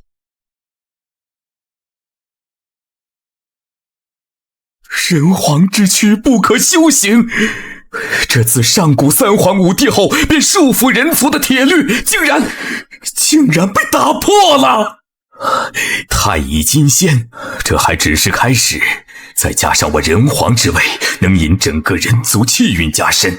纵然是那高高在上的圣人亲至，寡人也并非全无一战之力。书中虚构的悟空，竟然能具象于现实，化作真实不虚的力量与法宝。此等化虚为实的通天手段，匪夷所思。这位前辈究竟是何等恐怖的存在？多谢前辈赠此逆天机缘，大商乃至整个人族必将铭记前辈今日之恩德。不必谢我。前辈，万般神通皆是外物，能否抓住全看你自己，这是你自己的缘法，与我无关。寡人明白了。封神大劫将至，人族已到生死存亡之刻，寡人定会带领人族杀出一条血路。前辈，寡人告辞。神皇嫡系之所以选择悟空传，是因为有抗争精神吗？只可惜圣人之下皆蝼蚁，你要面对的可不止一位圣人啊！一拜天地，感念化生之德；二拜女娲圣母，庇佑我大商人族风调雨顺，国泰民安。三弟，封神亮节已起，清算开始了，希望这一次不会再执迷不悟。天道大事，圣人亦不可改，既定的命运不容更改。大劫再起，不知又有多少生灵要化为飞灰。清风明月，传我法旨，自今日起，我武庄观紧闭山门，此2劫之内，山门永闭。哈哈哈哈哈！好啊！这股杀伐之气真是久违了。封神大劫来得再猛烈些吧！杀得越多，死得越多，我这幽冥血海便越发壮大。圣人又如何？血海不枯，我冥河便不死。封神榜历，亮节已开，阐教、截教、人道皆入节中。希望此番亮节过后，能为我这天庭填补些真正的神位，招揽些可堪一用的栋梁之才。沾着3界之主也当得太憋屈了些。请大王为圣母上香。人皇地心，你便是此番亮节的开端。只有你先失德，惹得女娲师姐震怒，这法上之战方能名正言顺呐。贫道今日便助你一臂之力，让你惹下这个浩天大祸，能有圣人亲自为你出手，当真是你的荣幸。哈哈哈哈哈哈哈哈！寡人方才心有所感，灵光乍现，欲为女娲圣母题诗一首，以彰圣德。大王文采盖世，此诗一出，必将流芳千古啊！快为大王取笔墨纸砚来！不必纸砚，取笔墨来。寡人要将此诗刻于殿柱之上，与我大商江山共存，受万民瞻仰。混沌初分四象玄，苍冥无主乱云烟。团泥巧妇生灵骨，丽血轻财日月天。开始了！封神大捷，有你这首吟诗，正是拉开序幕。断鳌足以立四极，舞穷枯而护群贤。人族绵延千万载，有意挖黄创世篇。圣君，大王实乃圣君在世啊！此等赞颂圣母功德之事，前无古人。女娲娘娘若知，定会加倍庇佑我大商国祚万年。这怎么可能？我的七宝妙术无不刷，可惑人心，可乱心智。他此刻因被心魔控制，写下的当是那首吟诗才对呀。凤鸾宝杖锦飞长，尽是泥金巧样妆。区区远山飞翠色，翩翩舞袖印彩裳。这才是他该写的诗，为何会变成一首功德赞诗啊？该死的，到底是哪里出了问题？究竟是谁在暗中算计贫道啊？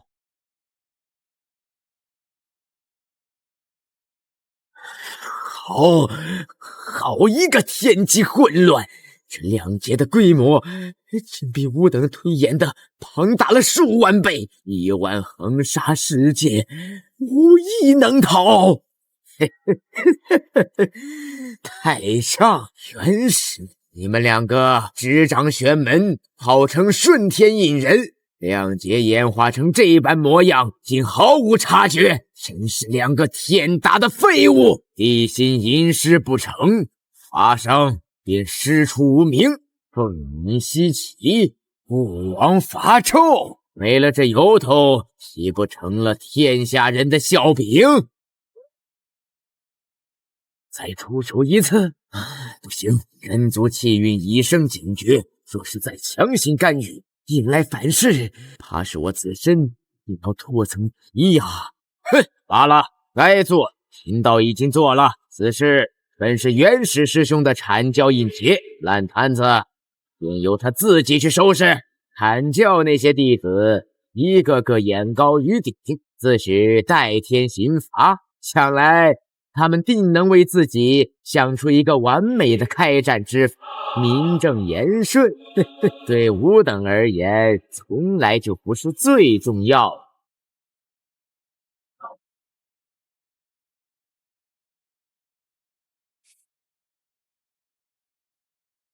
所谓的天道大势终于被撬动了第一块基石，这盘棋变得有趣起来了。太上，元始，真以为吴女娲还是当年那个只能捏土造人、对尔等言听计从的小师妹吗？一次次算计吾，一次次将人族当作你等的棋子，此番亮节，就让吾与你们将过往所有的因果一笔一笔清算干净。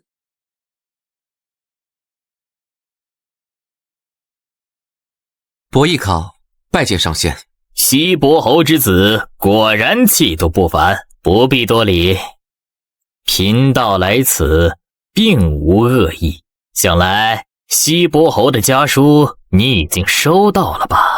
是，3日之前家父密信已至，信中之意孩儿已经明了。天下大乱，必起于朝堂，武王伐纣的名可以由我们来造，但这朝歌的事却需要你来亲手搅动。贫道言尽于此，搅动着朝歌风云的事非你莫属，只是此举凶险万分，九死一生，不知公子心中作何想？若能以己之身成就我姬家万世大业，伯邑考万死不辞。好一个万死不辞！不愧是西伯侯的长子，有此觉悟，有此胆魄，大事可成。你且放心，阐教与西岐绝不会让你白白牺牲。待封神事毕，那中天北极紫薇大帝的神位当为你所留。什么？紫薇大帝？那可是父王与诸位上仙耗费无数心血方才谋得的无上尊位，怎可轻易于我？轻易？公子，那尊神位从来便是你的，如今不过是物归原主罢了。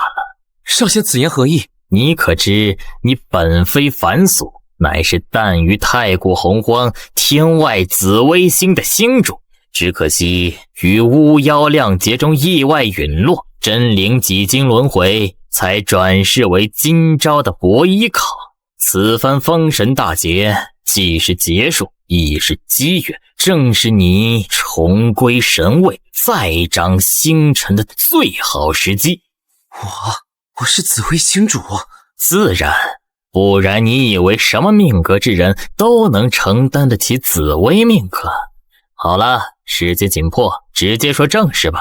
你需死在这质子府中，但不能是自尽，必须是被杀。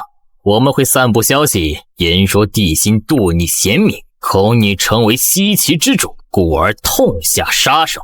人皇残害质子，不仁不义，天下共愤。届时西伯侯便有了最名正言顺的伐纣之名。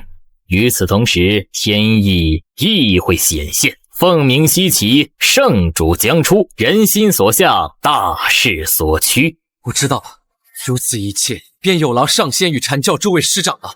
静候佳音。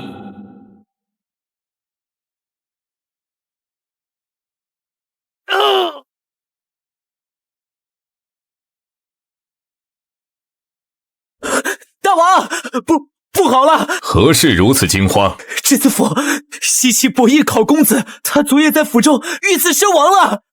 你说什么？大王息怒！大王，此事定有蹊跷。此事你可确定？欺骗大王可是死罪。千真万确，卑职赶到之时，伯邑考公子已倒在血泊之中，胸口插着一柄匕首，早已没了气息。混账！伯邑考乃西岐质子，如今竟在孤的眼皮子底下被杀，简直是奇耻大辱！大王，或许是质子府内部的仇杀，与我大生。住口！人死在朝歌，就是孤的责任。西伯侯将长子送来，是对孤的信任。如今他的儿子惨死，你让孤如何向他交代？如何向天下诸侯交代？按孤的旨意，立刻封锁整个质子府，一只苍蝇都不许飞出去。肺中有魂，你们二人协同司寇府，给孤彻查，从质子府的奴仆到守卫，一个一个的审，就算是掘地3尺，也要把凶手给孤揪出来。孤要用他的头颅去祭奠伯邑考。臣遵旨。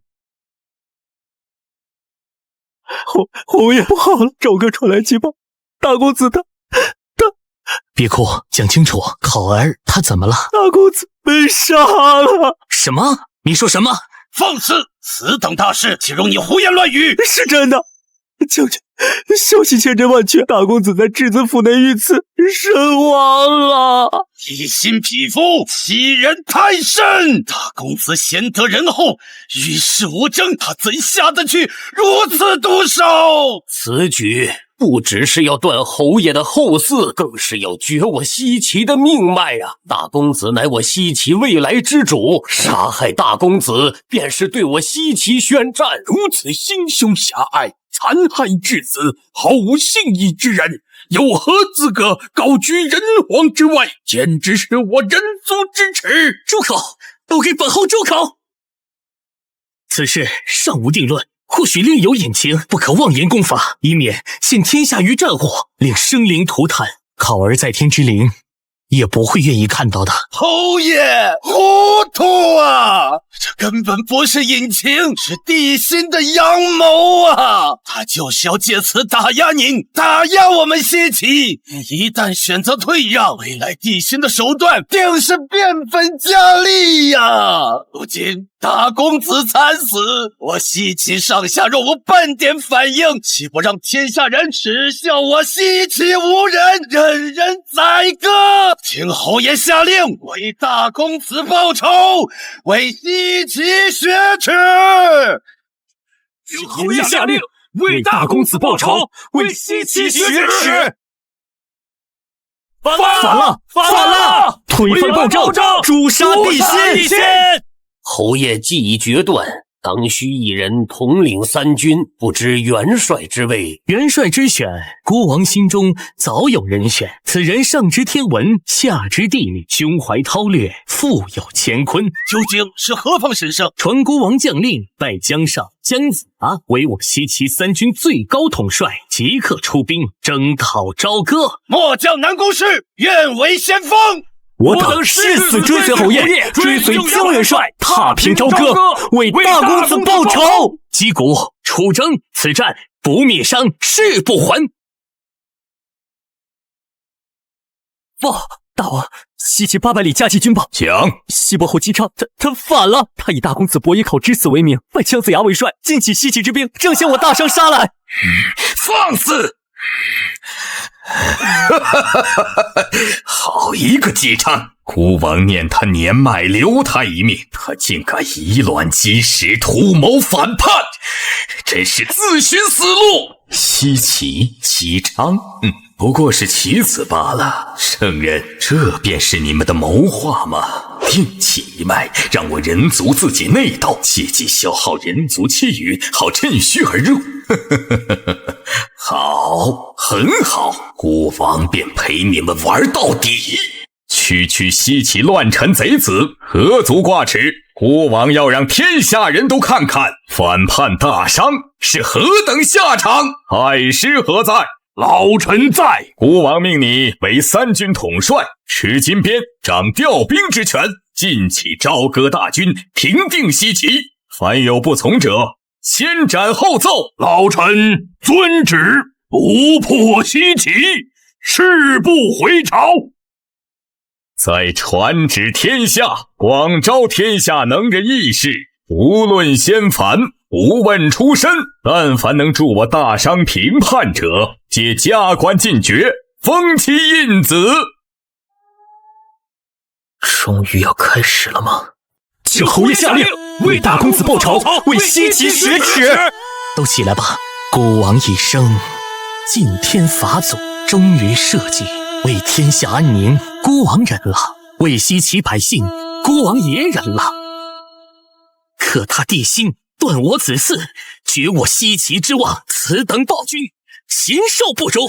若再忍让，孤王有何面目去见我西岐的列祖列宗？有何颜面去见惨死的考儿？侯爷，孤王非为一己之私，更非为一家之仇。帝辛无道，残害忠良，视万民如草芥，此等昏君，人人得而诛之。传国王令，西岐反了。想不到姬昌此子竟是以至情至性之辈，实属难得呀。师兄怕是相差了。人族绝对是洪荒万族之中最卑劣的种族，越是身居高位，越是容易受红尘气运所动，变得贪婪，对权力的追逐会将人性之恶无条件的放大。不说他人，就姬昌此人，固然对紫薇星主有几分感情，但绝对不多。现在的一切都只不过是他演出来罢了，甚至在场的所有人都在演。师弟何必这番作态？人族不管如何，始终是被圈养的畜生。所谓的人族气运，迟早会变成我等修为进阶的阶梯。修行之路，切莫着想了。师弟受教。1万里星空传音，女娲师妹说天机已变，我截教的一线生机就在此处。一家凡人书店，一线生机，究竟是真是假？也罢，既然来了，总要看个究竟的。这气息，这道运，不会吧？这他妈不是通天教主吗？他怎么会来我这儿？店家，贫道想在此看书，不知需要何物交换？我操，极品先天灵宝，一出手就是王炸！不愧是圣人，真豪横。书架上的书可自行挑选，至于报酬，就这个吧。一介凡人，竟然无惧我圣人威压，有点意思。哎，就这本吧。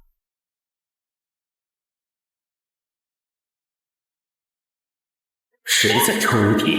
哪个敢言不办？杀到世间，无人敢称尊。纵使天地无我，我依旧自成一道。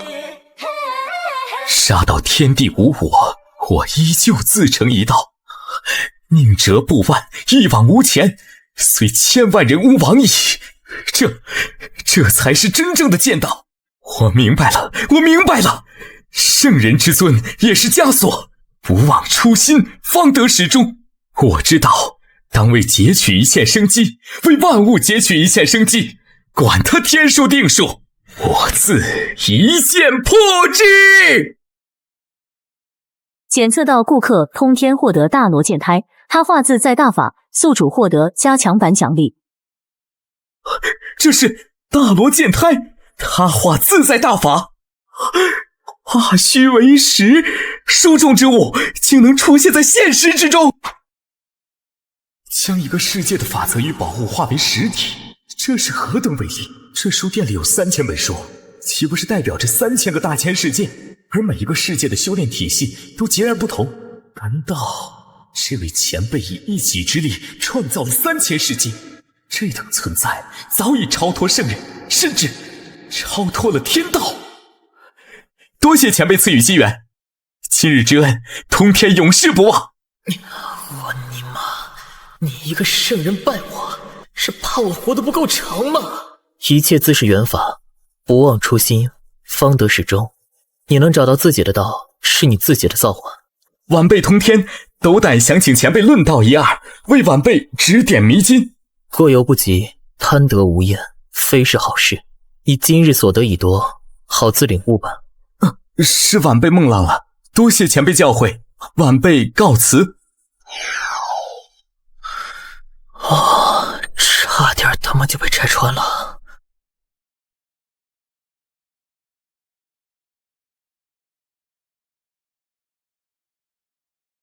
姜子牙，以我同为人族，本该同心同德，共御外敌。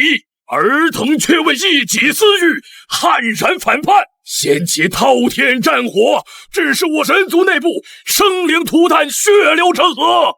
此等内耗人族气运之举，你们便是人族的千古罪人！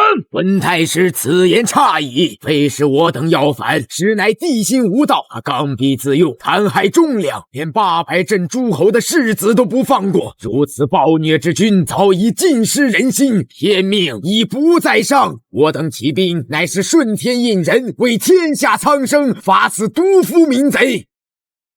说得好，说的真是大义凛然。姜子牙，多年不见，你别的本事没长进，颠倒黑白、粉饰太平的功夫，倒是和阐教那12个伪君子学了个10乘10啊！虚伪至极。公报，你这叛教逆徒，何胆在此妖言惑众？哈哈哈哈！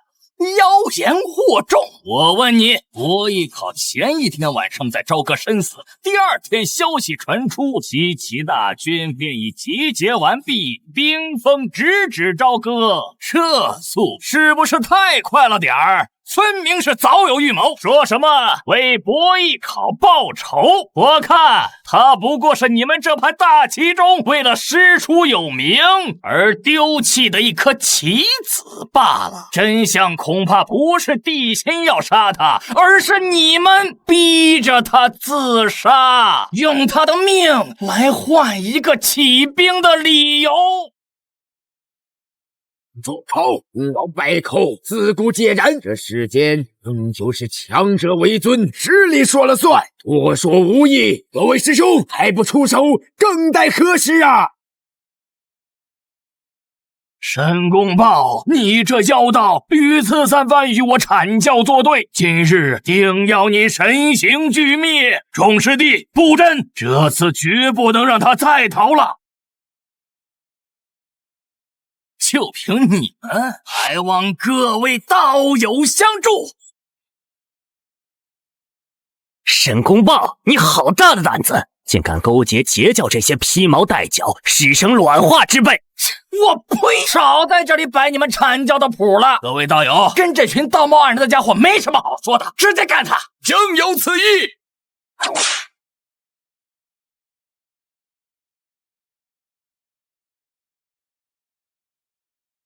怎么可能？他们的神通为何变得如此诡异强大？阐教门下弟子何在？随我等一同出手，诛杀妖邪！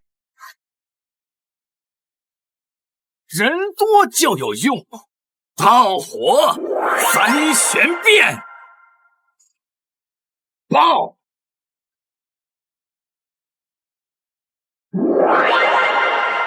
大地杀阵，接！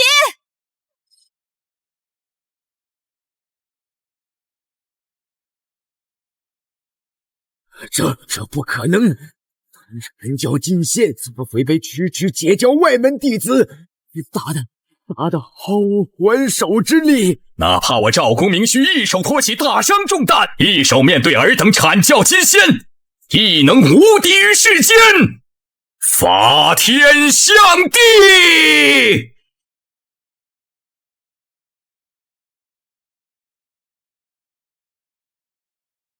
师兄，救我！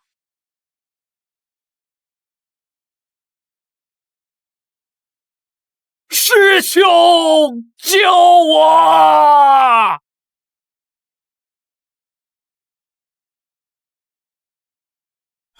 南极师兄，云中子师兄，你们终于来了！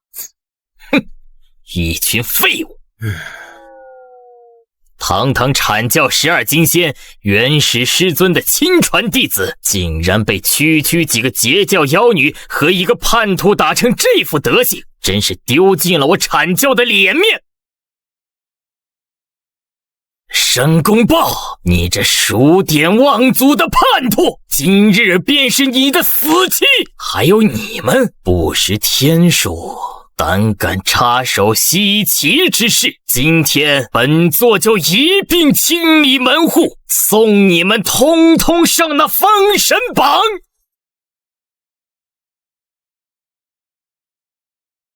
先天至宝！操，不讲武德！这云中子居然把元始天尊赐下的昆仑幡都带来了，这可是真正的先天至宝，蕴含无尽杀伐之力。别说我一个大罗金仙，就是准圣来了，都得退避三舍。尤其是你，打个架还那么多废话，一边打一边装，本座看着很不爽，给我死！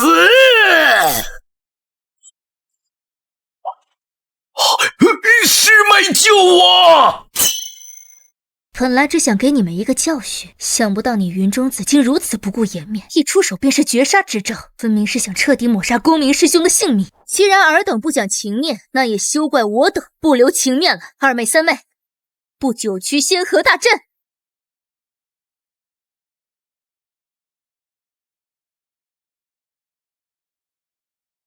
是。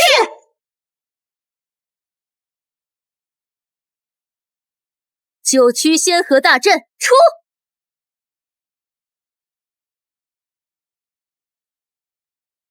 哼，我还以为是什么逆天大阵，原来只是故弄玄虚。就这点能耐，连一丝一毫的杀伐之气都感受不到，雕虫小技罢了。在师尊的先天至宝昆仑幡面前，一切阵法皆是虚妄。笑吧，希望你们以后还能笑得出来。我的法力，我的道行在消失。师兄，你怎么会？这是血神仙水，让血人顶上三化，灭人凶虫武器。我们的根基正在被磨灭。我辛辛苦苦修炼了1万年的大罗道果，怎么会这样？三位姑奶奶，三位仙子，我们错了，求求你们饶了我们吧！妖妇，你们敢如此对我等，师尊绝不会放过你们的。现在知道怕了，晚了。当你们对我公明师兄动用昆仑幡痛下杀手的时候，就该想到会有今天。放心，我不会彻底抹杀你们的元神，我会留你们一丝真灵，速入6道轮回，经历万千轮回之苦，生生世世永世沉沦，直到你们先天魔神的底蕴被彻底磨灭，道心不存，彻底沦为一介凡人。师尊救我！放肆！好一个三霄，好一个截教，竟敢如此遮辱无知门徒！没了，我的大罗极仙道果没了，全都没了。师尊呐！弟子的修为，弟子的元神境界只剩下地仙层次了呀！1万年的苦修毁于一旦了呀！截教妖孽，道行逆施，欺人太甚。今日本座便要替天行道，将尔等尽数打入轮回，以儆效尤。东盟初判，道为尊，炼就灵宝，斩黄昏，一见诛仙惊天地，万仙来朝，圣人门。弟子拜见师尊，多请师尊圣安。不过是小辈和小辈之间的切磋吧。师兄，你堂堂圣人之尊，亲自下场对晚辈出手，未免太过着相了。着相？通天，你管这叫小辈间的切磋？他们削去我门下弟子顶上三花，废掉胸中武器，此等手段与直接下杀手有何区别？二师兄言重了，我这3位徒儿终究是心善，只是给予一点教训，并未真正伤其性命。至于修为，有大师兄的9转金丹在，重塑道基，恢复修为，不过是时间问题罢了，何至于此呢？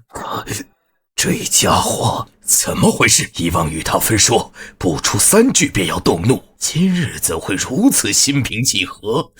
处处透着古怪呀！少说废话，通天，将你那3个布下恶阵的孽徒救出来，此事必须给我阐教一个交代。好，不知二师兄想要一个怎样的交代？自然是身死道消，魂上封神榜，一应天数。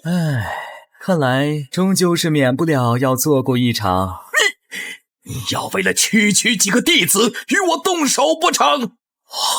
剑道法则圆满，圣人3重天。好啊，怪不得如此有恃无恐，原来是修为精进了。但你当真以为凭你一人就能逆转大势吗？大师兄，接引道友，准提道友，还不出手，更待何时？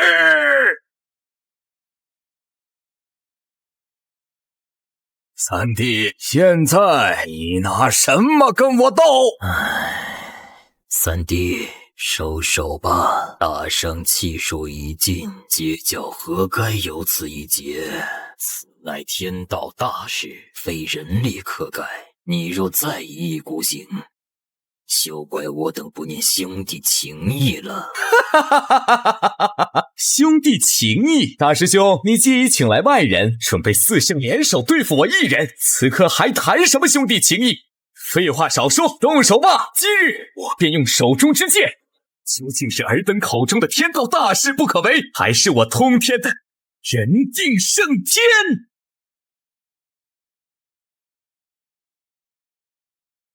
哈哈哈哈哈哈！说得好，好一个人定胜天呐！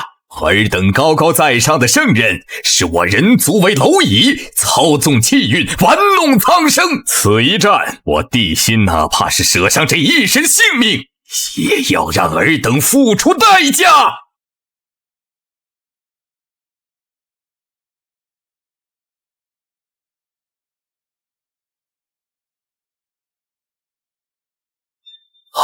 人皇，痛快爽快！没想到梧桐天也有志同道合之人。好，今日便让吾等二人与这些虚伪的圣人战个痛快。师兄，莫不是忘了我这位师妹？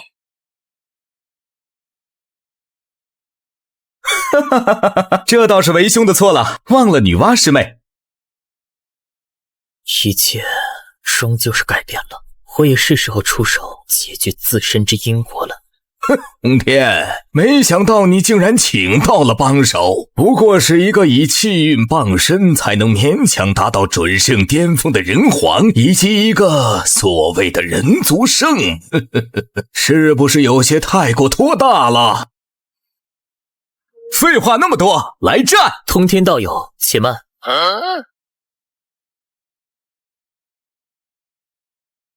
贫道与这元始天尊有因果尚未了解，不如就把它交给贫道如何？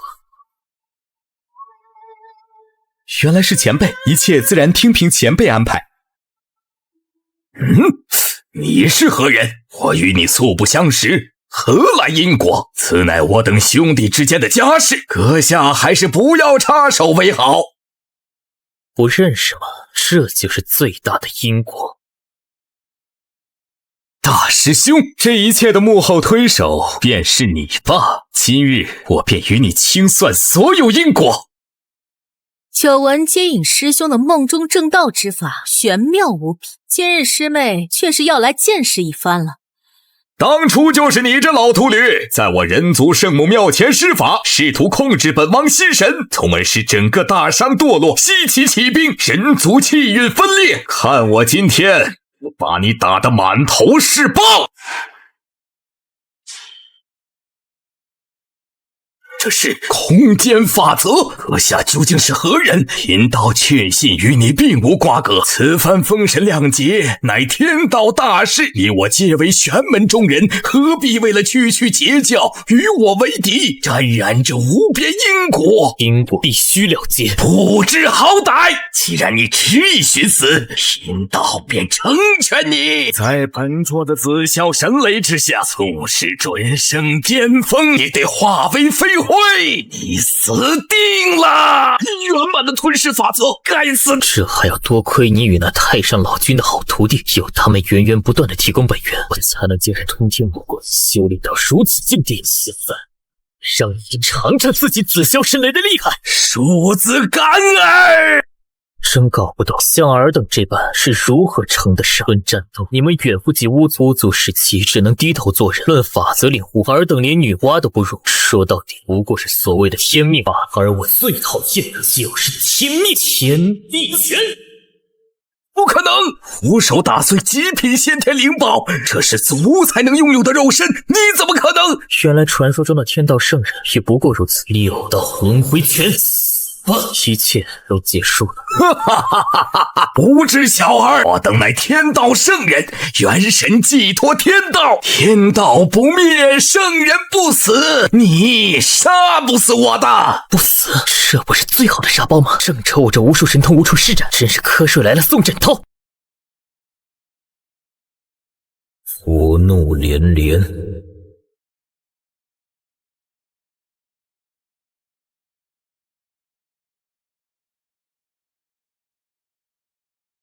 放肆干儿！曹字见血。击杀我也！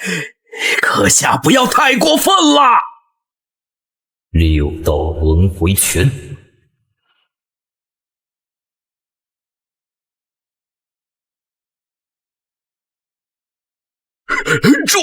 住手！道友请住手啊！道友神通盖世，贫道认输了。只要道友高抬贵手，任何条件贫道都答应。昆仑山的宝库任你挑选。宝库？你觉得我看得上你那些破铜烂铁？那道友想要什么？只要贫道有，无有不允。你我之间并无深仇大恨，何必不死不休啊？好不容易找到一个打不死的傻包，正好让我试试这些年悟出的金招，怎么能停？处此欺人太甚！本座乃盘古正宗天道圣人，今日就是道也于此，也要与你同归于尽！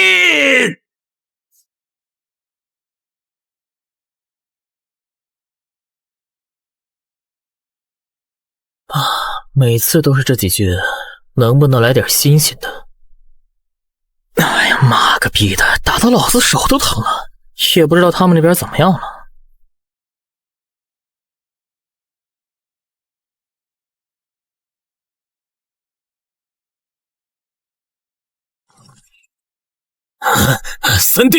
三弟，快住手！你我乃是同门师兄弟，盘古三清一体，何至于此？是大师兄错了，大师兄不该与元始联手算计你截教。你快停下，我们重归于好，再进学门。现在知道错了，晚了。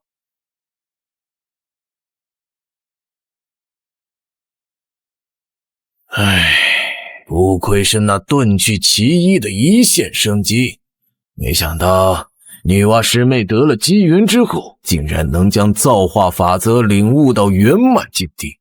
这一局论道是师兄输了，希望师兄说到做到，莫要再耍无赖了，否则的话，别怪吾下手无情。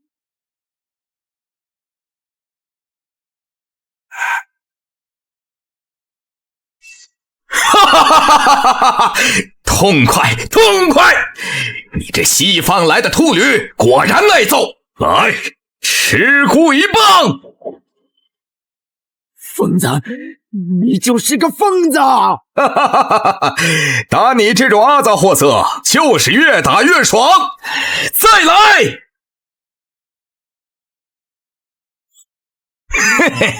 本座乃天道圣人，万劫不磨，不死不灭。你这蝼蚁，就算再杀本座10000次，又能如何？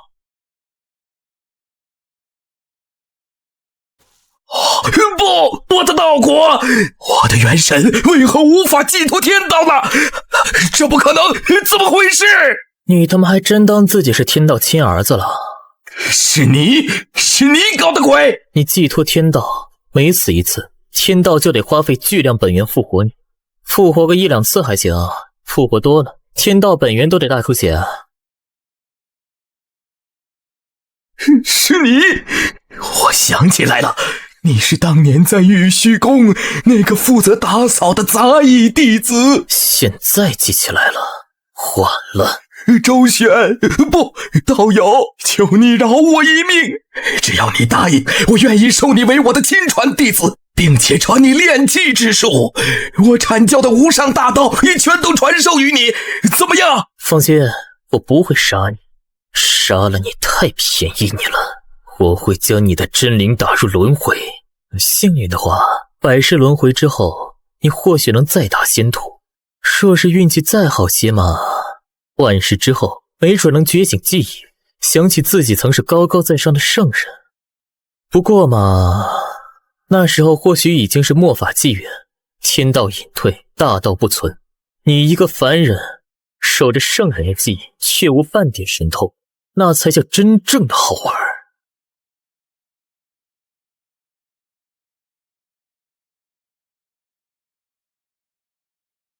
此事就麻烦道友了。道友尽管放心。天降血雨，圣人陨落，怎么可能？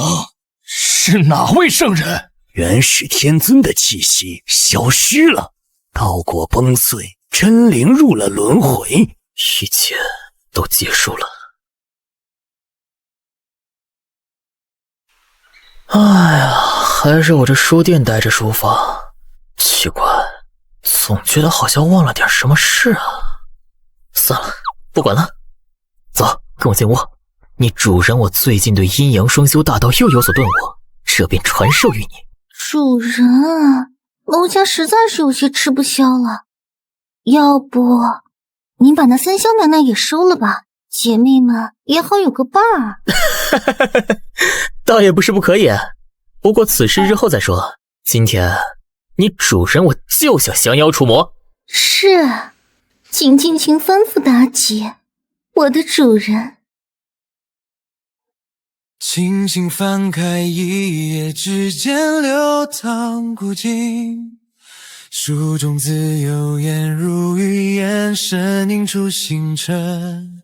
微光里，笔锋无情梦，一笔落下万书，独走定如风。3000书籍，烟花3000世界，一字一望，皆能照见星海。花虚为实，廉价成真，在这无尽长夜里，树叶化作归途的灯。无声岁月，终将写进不灭。